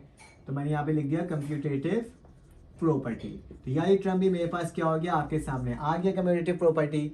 अब क्या करोगे, अब दोनों में से कॉमन निकालोगे। कॉमन कैसे निकलेगा, इस तरह से, A D dot 1 over B D, plus का निशान B C dot 1 over B D, ठीक है। तो कॉमन क्या आ रहा है, बी डी कॉमन आ रहा है, तो क्या लिख दूंगा बेटा, A D plus B C, और यहाँ पे क्या आ जाएगा, 1 ओवर बी डी। तो कॉमन किस तहत निकला बेटा, डिस्ट्रीब्यूटिव प्रॉपर्टी के तहत निकला। तो क्या लिख दूंगा, डिस्ट्रीब्यूटिव प्रॉपर्टी, ठीक है, डिस्ट्रीब्यूटिव प्रॉपर्टी। तो यहाँ पे लिख देना डिस्ट्रीब्यूटिव प्रॉपर्टी है मेरे पास, ठीक है। उसके बाद क्या होगा, इसको मल्टीप्लाई कर दो तो क्या हो जाएगा, A D plus B c divided by b D. तो क्या मेरे पास left hand side right hand side के इक्वल आ गया। यही प्रूफ करना था ना कि हमारे पास ये इसके इक्वल आ जाए, तो मैंने क्या कर दिया, इसको आपके इसके इक्वल लेकर आ गया। चले आ जाए इसका नेक्स्ट क्वेश्चन सॉल्व करते हैं और देखते हैं वो किस तरह से सॉल्व हो रहा है। सॉल्व कर लेते हैं, ये भी प्रूफ करने के सॉल्व है, इसको इसके इक्वल लेकर आना है, ठीक है। तो आपने क्या लिखना होगा यहाँ पे, टू प्रूफ, आप क्या करने जा रहे हो, प्रूफ करने जा रहे हो किसको, -7/12 माइनस का 5/18 किसके बराबर है, -21 माइनस का 10/36। तो यार ये टर्म मेरे पास गिवन है और कहा जा रहा है लेफ्ट हैंड साइड किसके बराबर है, राइट हैंड साइड के, तो मैं लेफ्ट हैंड साइड को लूंगा, ठीक है। तो लेफ्ट हैंड साइड मैंने यहाँ पे क्या कर दिया, आपके सामने लिख करके दिखा दिया। तो लेफ्ट हैंड साइड में मेरे पास क्या लिखा है बेटा, -7/12 माइनस का 5/18, ठीक है। तो यार ये टर्म मैंने आपके सामने लिख करके दिखा दिया। अब मैं क्या करूंगा इसके अंदर, मैं इसके अंदर एडिटिव मल्टीप्लिकेटिव आइडेंटिटी अप्लाई करूंगा, मतलब माइनस का 7 डिवाइडेड बाय 12 डॉट वन मतलब चेंज होने के बाद वही आ जाएगा, तो मल्टीप्लिकेटिव आइडेंटिटी है। फिर 5/18 डॉट क्या आ जाएगा, 1। क्यों डॉट कर रहा हूँ, ताकि मैं मल्टीप्लाई कर सकूँ किसी टर्म से, ठीक है। तो यहाँ पे लिख देना कि मेरे पास ये कौन सा रूल है, मल्टीप्लिकेटिव आइडेंटिटी, ठीक है, मल्टीप्लिकेटिव आइडेंटिटी। मैं इसको सही से लिख देता हूँ, मल्टीप्लिकेटिव आइडेंटिटी, ठीक है। तो इस चीज़ को आपने बहुत अच्छे से रखना है और इसको लिखते जाना है, ताकि जो आप रूल अप्लाई कर रहे हो ना वो पता तो चले ना वो है क्या, ठीक है। फिर उसके बाद क्या हो जाएगा मेरे पास, क्योंकि ये 1 है तो मैं इसको किसी तरह से डिवाइड करके भी लिख सकता हूँ। आपके पास कोई टर्म होता है ना जिसके तहत हम इसको लिख सकते हैं। तो याद रखो 7 को किससे मल्टीप्लाई करूंगा कि मेरे पास 21 आ जाए, तो जाहिर सी बात है किससे मल्टीप्लाई करूंगा, 2 से मल्टीप्लाई करूंगा, ठीक है। तो 7 को किससे, 7 की टेबल में कितनी पढ़ूंगा कि मेरे पास क्या आ जाए, 20, 7 3 क्या हो जाएगा, 21 हो जाएगा, ठीक है। तो मुझे क्या करना पड़ेगा, 7 लिखा, नीचे 12 लिख दिया, इस वाली टर्म की जगह 3 लिखा, मल्टीप्लाई करा 1/3 लिख दिया। तो ये क्या कह रहे हैं, इसी का इनवर्स निकाला है, मल्टीप्लिकेटिव इनवर्स निकाला है। कैंसिल आउट होगा तो 1 आ जाएगा, और 3 7 से कितना होता है, 21 होता है। माइनस का निशान 5/18, यहाँ पे बेटा डॉट 1 लिखा हुआ है, तो कुछ ऐसा करना होगा, इस 1 इसको वापसी से क्या लेकर आना होगा, 1 लेकर आना होगा। लेकिन सवाल मुझे क्या लेकर आना है, 10 लेकर आना है। तो 5 को किससे मल्टीप्लाई करूंगा, 2 से, और यहाँ पे क्या आ जाएगा 1/2। तो यहाँ पे बेसिकली काम क्या किया है मैंने यहाँ पे काम किया है मल्टीप्लिकेटिव इनवर्स का। तो यहाँ क्या लिखोगे, मल्टीप्लिकेटिव इनवर्स आपने लगाया है, ठीक है, मल्टीप्लिकेटिव इनवर्स। तो अब देखते हैं मेरे पास क्या आता है इसका आंसर, क्योंकि अब इसको इस तरह से भी लिख सकते हो आप लोग, 3 को मल्टीप्लाई कर दो 3 से, तो क्या आ जाएगा, माइनस का 7/12, ठीक है, और 3 मल्टीप्लाई बाई 3, तो क्या आ जाएगा, डॉट 3/3। यहाँ पे माइनस का निशान आ जाएगा, माइनस का 5 ओवर क्या आ जाएगा बेटा 18, और यहाँ पे क्या हो जाएगा, मल्टीप्लाई बाई 2। कौन से रूल के तहत करा मैंने इसको इस रूल के तहत करा। जैसे कि अगर मेरे पास 1/3 है और मल्टीप्लाई हो रहा है 3 से, तो क्या होता है, वो 3/3 होता है, ठीक है। तो इस रूल के तहत मैंने इसको लिख दिया। अब 7 को 3 से मल्टीप्लाई कर दो तो क्या हो जाएगा, 7 3 बल्कि अभी मल्टीप्लाई मत करो, अभी इसको सेम टू सेम इसी तरीके से रहने दो, ताकि मुझे कुछ ना कुछ क्या करना होगा, इसमें से कॉमन को फाइंड आउट करना होगा, ठीक है। याद रखते हैं यहाँ पे 36 आ रहा है, ठीक है। तो अब मैं क्या करूँ, बल्कि मल्टीप्लाई कर देता हूँ, 7 को 3 से मल्टीप्लाई कर देता हूँ, क्या आ जाएगा, 21 आ जाएगा। माइनस का निशान 5 को किससे मल्टीप्लाई, 2 से मल्टीप्लाई करूँगा, 10 आ जाएगा, ठीक है। नीचे क्या आ जाएगा मेरे पास, 36 आ जाएगा, और यहाँ पे भी क्या आ जाएगा स्टूडेंट्स, 36 आ जाएगा। मैं सिंपली क्या करा, एक दूसरे से इसको मल्टीप्लाई कर दिया है। अब क्या करना होगा, अब मुझे इसमें से कॉमन निकालना होगा, तो कैसे लिखूंगा, माइनस का 21 डॉट 1/36, माइनस का निशान 10, और यहाँ पे क्या आ जाएगा, डॉट 1/36। मैंने इसको अलग-अलग लिख दिया, ठीक है। कौन सी प्रॉपर्टी के तहत, डिस्ट्रीब्यूटिव प्रॉपर्टीज के साथ। अब इसमें से कॉमन निकाल दूंगा, तो बेटा माइनस का 21 माइनस का 10, ठीक है, और यहाँ पे क्या हो जाएगा 1/36। तो मैंने क्या कर दिया, उसको कॉमन निकाल दिया, तो यहाँ पे क्या आ जाएगा, डिस्ट्रीब्यूटिव प्रॉपर्टी। तो यहाँ पे लिख भी देना कि डिस्ट्रीब्यूटिव क्या है, प्रॉपर्टी है। तो डिस्ट्रीब्यूटिव प्रॉपर्टी लिख दिया। अब स्टूडेंट्स क्या करना होगा, इसको डायरेक्टली लिख दो, माइनस का 21 माइनस का 10/36, यानी लेफ्ट हैंड साइड इक्वल हो गया स्टूडेंट किसके, राइट हैंड साइड के। तो कितने आसान तरीके से हमने इसको सॉल्व कर लिया ना, और पूरे कंडीशंस के साथ साथ इसको सॉल्व किया और बताया मैंने कि इसको किस तरह से सॉल्व किया जा सकता है। मैं फिर से कहता हूँ, अगर मेरी वीडियो अच्छी लगी हो तो प्लीज़ लाइक और सब्सक्राइब करो। चलो आ जाओ इसके नेक्स्ट पार्ट को सॉल्व करते हैं। अब मेरे पास क्या है, क्वेश्चन नंबर 6 आ गया और कहा गया है इसके अंदर 4 पार्ट दिए गए हैं और कहा गया है कि इसको आपने क्या करना है, सॉल्व कर लेना है। ठीक है, तो बस ये लास्ट क्वेश्चन है, बहुत जल्दी से सॉल्व कर लेंगे, आसान तरीके से सॉल्व हो जाएगा क्योंकि अब तो हमने सीख चुके हैं कि किसको किस तरह से सॉल्व करते हैं। तो 4 + 16x ओवर क्या आ गया 4, सवाल को मैंने वापसी उतार दिया। अब क्या करना होगा बेटा, इसमें से मैं 1/4 को कॉमन ले रहा हूँ, तो 1/4 कॉमन लूंगा तो क्या बचेगा 4 + 16x। ठीक है, ये कौन सा रूल के तहत मैंने कॉमन लिया है, ये भी आपने मेंशन करना है कि मैंने डिस्ट्रीब्यूटिव प्रॉपर्टी के तहत क्या करा है, इसे कॉमन लिया है। तो मैंने यहाँ लिख दिया कि ये कौन सा है, डिस्ट्रीब्यूटिव प्रॉपर्टी है। उसके बाद क्या हो जाएगा स्टूडेंट्स, मुझे इसी 1/4 को इससे मल्टीप्लाई करना होगा और इसी को इससे मल्टीप्लाई करना होगा। ठीक है, किस तरीके से, अगर 1/4 को मल्टीप्लाई करता हूँ किसके साथ, 4 के साथ, प्लस का निशान, यहाँ वाला भी 1/4 मल्टीप्लाई होता है बेटा। अगर इसको इस तरह से लिख दूँ 4.x तो लिखा जा सकता है ना, तो मैंने इसको इस तरह से लिख दिया। अब जरा गौर से देखो, मेरे पास क्या है, ये वाली टर्म इसी का इन्वर्स है, ये वाला टर्म इसी का क्या है स्टूडेंट, इन्वर्स है। जब भी मेरे पास कोई चीज इन्वर्स होता है तो हम उसे क्या कहते हैं, मल्टीप्लिकेटिव इन्वर्स। तो क्या लिख दिया मैंने, इसका मल्टीप्लिकेटिव क्या है, इन्वर्स है। तो मैंने यहाँ पे लिख दिया मल्टीप्लिकेटिव इन्वर्स प्रॉपर्टी इसके अंदर अप्लाई हो रही है। तो इस वाली टर्म से ये टर्म कैंसिल आउट, इस वाली टर्म से ये टर्म क्या हो गया, कैंसिल आउट। तो मेरे पास क्या बच रहा है, 1.4 + 1.4x। ठीक है, अब ये 1 बचा हुआ है, कोई भी टर्म वापसी से वो बन करके आ जाए, वो कब होता है, जब वो मेरे पास मल्टीप्लिकेटिव क्या होता है, आइडेंटिटी। तो यहाँ पे मेंशन कर सकता हूँ कि ये मेरे पास वाली टर्म कौन सी बेटा, मल्टीप्लिकेटिव आइडेंटिटी। तो यहाँ पे क्या लिख दूंगा, आइडेंटिटी। तो ये मेरे पास क्या हो जाएगा, मल्टीप्लिकेटिव आइडेंटिटी हो जाएगा ये रूल। और 1 को 4 से मल्टीप्लाई करो तो 4 हो जाएगा प्लस, और 1 को 4 से मल्टीप्लाई कर दो क्या आ जाएगा, 4x। तो दिस इज योर आंसर, और मेरे पास ये वाली टर्म का क्या आ गया, आंसर आ गया। अब चलो आ जाओ इस वाली टर्म को सॉल्व करते हैं और देखते हैं उसका आंसर क्या आएगा। ठीक है, तो यहाँ से मैं एक लाइन खींच देता हूँ, सोल्यूशन लिखता हूँ और जो सवाल लिखा हुआ उस सवाल को वापसी उठा देता हूँ। 1/4, नीचे भी 1/4 है, ऊपर प्लस का 1/5 है और नीचे माइनस का 1 क्या है बेटा, 5 है। ठीक है, तो यह टर्म मैंने क्या कर दिया, आपके सामने लिख करके दिखा दिया। अब क्या करना होगा, मैंने इसी वाली टर्म के अंदर एक एडिटिव मल्टीप्लिकेटिव आइडेंटिटी करता हूँ, मैं 1 से मल्टीप्लाई करवा देता हूँ। ठीक है, और यह टर्म को भी क्या कर देता हूँ बेटा, 1 से मल्टीप्लाई, नीचे भी क्या करता हूँ 1/4 लिखता हूँ 1 से मल्टीप्लाई, प्लस माइनस का निशान है माइनस लिखता हूँ 1/5 1 से मल्टीप्लाई। ठीक है, मैंने काम क्या किया है, मल्टीप्लिकेटिव आइडेंटिटी। तो यहाँ पे लिख देना है कि जो स्टेप है वो कौन सा स्टेप है, मल्टीप्लिकेटिव आइडेंटिटी। तो मैंने यहाँ पे मल्टीप्लिकेटिव आइडेंटिटी लिख दिया। उसके बाद क्या करना होगा, अब मुझे एक गोल्डन रूल अप्लाई करना होगा कि इस वाली टर्म को किसी से मल्टीप्लाई और डिवाइड करवाना होगा। जो भी टर्म यहाँ पे होगा ना, उसी से हम क्या कर देंगे, मल्टीप्लाई और डिवाइड करवा देंगे। इस तरीके से देखो 1/4 है, मैंने 1/4 लिख दिया, डॉट लिखा, मुझे 1 लेकर आना है तो मैं क्या करूँगा 5, जो टर्म यहाँ लिखी हुई होगी 5 से ही क्या करता हूँ बेटा, मल्टीप्लाई, और उसी से क्या कर देता हूँ, डिवाइड।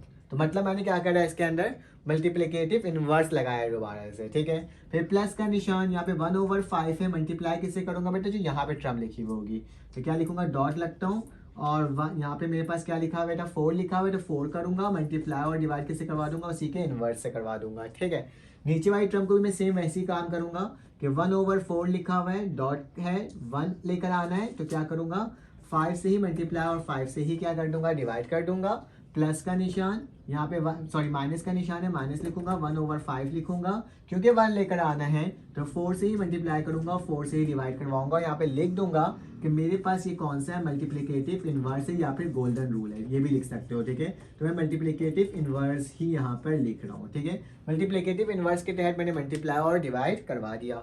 अब क्या करना होगा, अब उसको एक दूसरे से मल्टीप्लाई करवा दो। तो मल्टीप्लाई करवाओगे तो मेरे पास क्या हो जाएगा, वो भी लिख लेते हैं कि यहाँ पे आ गया बेटा 1/4, और यह टर्म क्या हो जाएगी 5 × 5, तो क्या हो जाएगा 5/5। यहाँ पे क्या आ जाएगा बेटा, प्लस का निशान, 1/5, डॉट का निशान, 4 1 से मल्टीप्लाई होगा तो 4/4। नीचे क्या आ जाएगा बेटा 1/4, डॉट का निशान, 5 से मल्टीप्लाई होगा तो 5/5, माइनस का निशान, फिर क्या आ जाएगा 1/5, डॉट का निशान, 4/4। ठीक है, ये जो मैंने अप्लाई किया वो क्या है, गोल्डन रूल है। ठीक है, कौन सा रूल है, गोल्डन रूल है। तो यहाँ पे ये भी मेंशन कर सकते हो।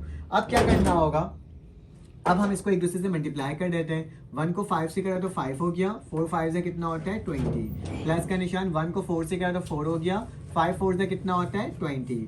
उसके बाद मेरे पास नेक्स्ट टर्म आ जाएगी, उसको भी देख लेते हैं। 1 5 को मल्टीप्लाई करेंगे तो 5 हो जाएगा, 4 5 से क्या हो जाएगा स्टूडेंट 20, माइनस का निशान, 1 4 का क्या हो जाएगा 4, 5 4 का क्या हो जाएगा 20। मैंने इसको भी लिख कर दिखा दिया, मेरे कंफ्यूज मत होना है, ठीक है। अब क्या करना होगा, अब मैं इसमें से 20 को कॉमन निकाल लेता हूँ। तो कॉमन कैसे निकलेगा, 5.1/20 प्लस 4.1/20। नीचे क्या हो जाएगा बेटा 5.1/20 और यहाँ पे माइनस का निशान 4.1/20, ठीक है। तो मैंने इस तरह से इसको बाहर निकाल दिया। अब मुझे क्या निकालना होगा, कॉमन निकालना होगा। तो अगर कॉमन निकालूंगा तो क्या हो जाएगा 5 + 4, 1 क्या हो जाएगा 20 और नीचे क्या आ जाएगा स्टूडेंट, अगर देखा जाए तो 5 - 4 और नीचे क्या आ जाएगा 1/20। कौन सा प्रॉपर्टी है ये बेटा, डिस्ट्रीब्यूटिव प्रॉपर्टी। तो यहाँ पे लिख देना कि हम क्या लगाए, डिस्ट्रीब्यूटिव प्रॉपर्टी।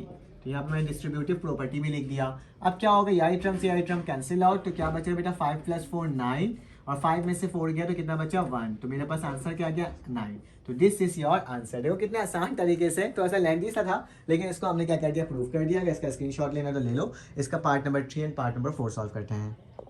अब हमें बस पार्ट नंबर 3 को सॉल्व करना है। तो आप क्या लिखोगे स्टूडेंट, सोल्यूशन लिखोगे और जो सवाल लिखा हुआ है उस सवाल को क्या कर दोगे, वैसे ही लिख दोगे। तो मैंने वैसे ही लिख दिया और नीचे a/b लिखा हुआ है माइनस c/d लिखा हुआ है, इसको मैंने क्या कर दिया आपके सामने वैसे का वैसे ही उतार दिया। अब क्या करोगे, आइडेंटिटी लगाओगे, मल्टीप्लिकेटिव आइडेंटिटी लगाओगे। तो a/b.1 प्लस का निशान c/d.1, नीचे भी काम वही करोगे, a/b.1 और c/d.1। क्या कर रहे हैं यहाँ पे हम लोगों ने, मल्टीप्लिकेटिव आइडेंटिटी लगाया है, ठीक है। तो यहाँ पे लिख देना मल्टीप्लिकेटिव आइडेंटिटी, क्योंकि हर चीज़ को मेंशन करना होगा तो यहाँ पे मेंशन कर रहा हूँ मैं, ठीक है। फिर उसके बाद मेरे पास क्या हो जाएगा, उसके आगे मुझे क्या लिखना होगा, जो टर्म नीचे 1 लिखा हुआ है ना, इसको मल्टीप्लिकेटिव इनवर्स लगाओगे। जो यहाँ पे टर्म लिखा हुआ होगा उसी से मल्टीप्लाई कर दोगे। तो a/b मुझे 1 लेकर आना है, तो d × 1/d, ठीक है। प्लस का निशान c/d, यहाँ पे मुझे 1 लेकर आना है, जो टर्म यहाँ लिखा होगा उसी से मल्टीप्लाई और डिवाइड करवा दोगे। 1/b मतलब मल्टीप्लिकेटिव इनवर्स लगा दोगे। यहाँ पे भी क्या हो जाएगा, a/b, यहाँ पे 1 लेकर आना है तो यहाँ पे क्या लिखा हुआ है, d लिखा हुआ है, तो d × 1/d, ठीक है। उसी तरह से माइनस का निशान है, c/d लिखा हुआ है, 1 लेकर आना है तो कैसे आएगा, यहाँ पे जो टर्म लिखी है वो लिख दोगे, तो b × b। अब क्या करोगे स्टूडेंट्स, यहाँ पे लिख देना कि ये मैंने लगाया है क्या, मल्टीप्लिकेटिव इनवर्स लगाया है, ठीक है। तो मल्टीप्लिकेटिव इनवर्स, यहाँ पे इनवर्स मैंने लिख दिया। अब इसके बाद क्या करना होगा स्टूडेंट्स, इसको मजीद सॉल्व करना होगा। तो a/b d × क्या हो जाएगा d, प्लस का निशान c/d b × divide by b। नीचे क्या आ जाएगा बेटा, a/b d / d माइनस का निशान c/d, यहाँ पे क्या हो जाएगा b/b। मैंने यही टर्म लिख दिया। अब क्या करना होगा, सबको एक दूसरे से मल्टीप्लाई कर दो। तो क्या हो जाएगा, a को d से मल्टीप्लाई कर दो तो क्या हो जाएगा ad और नीचे क्या हो जाएगा bd, तो क्या लिख दूंगा bd। उसी तरीके से बेटा प्लस का निशान लिखा मैंने, उसके बाद क्या लिखा हुआ है, c को मल्टीप्लाई कर दो b से तो क्या हो जाएगा cb और नीचे वाली टर्म क्या हो जाएगी db, तो यहाँ पे क्या लिख दूंगा db। नीचे वाली टर्म मेरे पास फिर से क्या आ जाएगा बेटा a.d, तो क्या लिख दूंगा ad। नीचे क्या आ जाएगा बेटा bd, तो क्या लिख दूंगा bd लिख दूंगा, ठीक है। माइनस का निशान, ये भी cb, तो क्या आ जाएगा cb और नीचे भी क्या आ जाएगा db। बेटा इन दोनों का साइन चेंज कर देते हैं, पोजीशन चेंज कर देते हैं। तो क्या हो जाएगा ad/bd है, प्लस का निशान इसको यहाँ लिख दो, b और c कर दो और इसको क्या कर दो bd, जैसे यहाँ पे लिखा हुआ है। तो कौन सा रूल है, कम्यूटेटिव प्रॉपर्टी है, ठीक है। तो कम्यूटेटिव प्रॉपर्टी को अप्लाई किया मैंने। उसके बाद मुझे क्या करना होगा, यहाँ पे भी ad, ये bd वैसे सही है, ये p क्या हो जाएगा bc हो जाएगा और नीचे क्या हो जाएगा bd हो जाएगा। यहाँ पे मेंशन कर देना कौन सा प्रॉपर्टी लगाया हो, कम्यूटेटिव प्रॉपर्टी लगाया हो, ठीक है। तो यहाँ पे लिख देता हूँ कम्यूटेटिव प्रॉपर्टी। ये वाला काम भी हमने क्या कर दिया, आपके सामने करके दिखा दिया। अब क्या करना होगा, अब तुमको इसको इस तरह से लिखना होगा, ad.1/bd अलग करके लिख दिया है, ठीक है। प्लस का निशान bc.1/bd, ठीक है। इन दोनों का अलग अलग करके लिखा है। नीचे क्या हो जाएगा ad.1/bd, यहाँ पे माइनस का निशान bc.1/bd, ठीक है। यही टर्म को लिख दिया। अब क्या करना होगा, इसमें से कॉमन निकाल लेना होगा। 1/bd यहाँ से भी कॉमन, 1/bd यहाँ से भी कॉमन। तो बेटा मैंने कॉमन निकालना है तो मुझे थोड़ा सा यहाँ से बल्कि यहाँ पे काम कर देता हूँ तो आपको नज़र आ जाएगा। अगर कॉमन निकालना 1/bd तो क्या हो जाएगा ad, प्लस का निशान क्या आ जाएगा bc, ठीक है। और इससे पहले क्या लिखा जाएगा 1/bd, तो 1/bd लिख दिया। नीचे क्या हो जाएगा स्टूडेंट्स, मेरे पास ad लिखा हुआ है तो ad हो जाएगा माइनस का bc और इससे कॉमन क्या आ जाएगा 1/bd। तो यहाँ पे लिख देना राइट डिस्ट्रीब्यूटिव प्रॉपर्टी लिखना लाजमी, ठीक है। राइट डिस्ट्रीब्यूटिव प्रॉपर्टी, तो आखिरी में आंसर क्या आ जाएगा A D plus B C over A D minus का बी सी। तो हमने क्या कर लिया, इसको सॉल्व कर लिया और हमारे पास यही आंसर आ रहा है। अब हमारे पास आखिरी पार्ट है जो कि वो वाला पार्ट है, उसको भी सॉल्व कर लेते हैं और देखते हैं उसका आंसर क्या आ रहा है। तो मुझे यही टर्म पूरी क्या करना होगा बेटा, रब करना होगा। तो मैंने इसे रब कर लिया और आखिरी पार्ट इसका क्या कर लेते हैं, सॉल्व कर लेते हैं। फिर से कहता हूँ, अगर वीडियो समझ में आ रही हो तो प्लीज़ चैनल को लाइक और सब्सक्राइब और कमेंट करके बताओ कि और कौन से पार्ट्स आपको सीखना है, ठीक है, जो आपको समझ में नहीं आया। तो सॉल्व पार्ट नंबर 4 कर रहे हैं। तो 1 ओवर ए माइनस का 1 over B divided by 1 minus 1.1 over B, और यहाँ पे क्या आ जाएगा, ए आ जाएगा। बेटा इसमें भी मल्टीप्लिकेटिव आइडेंटिटी लगाते हैं फिर से। तो क्या आ जाएगा मेरे पास, 1 ओवर ए डॉट 1 माइनस का 1 ओवर बी डॉट 1, ठीक है। नीचे क्या आ जाएगा 1.1 और यहाँ पे क्या आ जाएगा माइनस का 1 ओवर ए बी। जो टर्म थी लिखे हुए मैंने वही टर्म यहाँ पे क्या कर दिया, सेम टू सेम लिख दिया। जो मैंने काम किया वो क्या किया बेटा, मल्टीप्लिकेटिव आइडेंटिटी लगाया। तो यहाँ लिख देता हूँ मल्टीप्लिकेटिव आइडेंटिटी। तो यहाँ पे क्या हो गया, मल्टीप्लिकेटिव आइडेंटिटी हो गया, ठीक है। अब क्या करना होगा स्टूडेंट्स, जो टर्म यहाँ रखा हुआ वो यहाँ पे मल्टीप्लाई, जो टर्म यहाँ रखा हुआ वो यहाँ पे मल्टीप्लाई।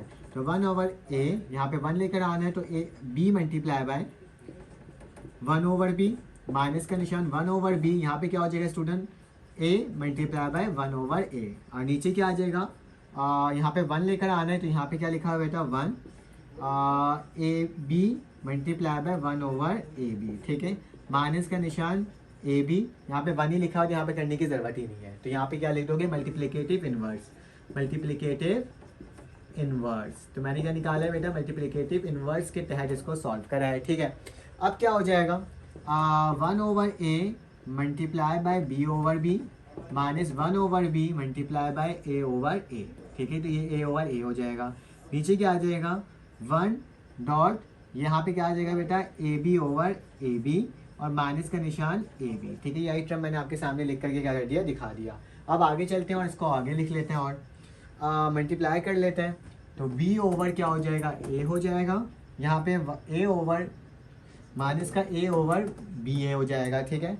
जैसे लिखा हुआ था वैसे ही लिख दिया, यहाँ पे ए बी हो जाएगा, ठीक है। ये ए बी है तो यहाँ पे क्या लिखूंगा, ए बी लिखूंगा और 1 इससे मल्टीप्लाई और इससे मल्टीप्लाई बी ए हो गया, ठीक है, बिल्कुल सही है। उसके बाद मेरे पास क्या हो जाएगा स्टूडेंट, मेरे पास उसके बाद आ जाएगा नीचे वाली टर्म, ये मल्टीप्लाई होगा तो मेरे पास क्या आ जाएगा, A B over A B, ठीक है, माइनस का निशान 1 ओवर ए बी, ठीक है। यही टर्म मैंने आपके सामने लिख कर दिखा दिया। अब इसकी कंडीशन को चेंज कर दो ऊपर वाले को ताकि वो सही हो जाए। तो B over A B minus का ए ओवर ए बी, ठीक है। यहाँ पे क्या हो जाएगा, A B over A B और यहाँ पे माइनस का 1 ओवर ए बी, ठीक है। तो यहाँ पे लिख देना, यहाँ पे मैंने क्या लगाया है, कम्यूटेटिव प्रॉपर्टी लगाया है। तो कम्यूटेटिव प्रॉपर्टी, क्योंकि साइन को क्या करा है मैंने, चेंज करा है, मतलब पोजीशन को क्या करा है, चेंज करा है, ठीक है। तो पोजीशन चेंज हो गई। अब क्या करोगे, कॉमन लेना होगा। तो B dot 1 over A B minus A dot 1 over A B. नीचे क्या हो जाएगा बेटा, A B dot 1 over A B minus 1 dot 1 over A B, ठीक है। अब इसमें से कॉमन ले लेते हैं और डिस्ट्रीब्यूटिव प्रॉपर्टी लिख देना उसमें। तो बी माइनस ए और बाहर क्या निकल जाएगा 1 ओवर ए बी। यहाँ पे क्या हो जाएगा बेटा, ए बी माइनस 1 और यहाँ पे क्या हो जाएगा 1 ओवर ए बी। तो यही टर्म कैंसिल आउट। तो आंसर यहाँ पे लिख देना क्या है, डिस्ट्रीब्यूटिव प्रॉपर्टी, ठीक है, डिस्ट्रीब्यूटिव प्रॉपर्टी। तो आखिरी में आंसर क्या बच रहा है बेटा, आंसर बच रहा है B minus A over A B minus 1। तो दिस इज योर आंसर, जिसको हमने इसको प्रूफ करके दिखा दिया। अगर आपको मेरी वीडियो समझ में आई तो प्लीज़ चैनल को लाइक और सब्सक्राइब कीजिएगा, बेल के आइकन क्लिक कीजिएगा। फिर आपसे मुलाकात होगी एक न्यू वीडियो के अंदर। अपना ख्याल रखना, अपने इर्द गिर्द का ख्याल रखना, दुआओं में याद रखना। अल्लाह हाफिज़।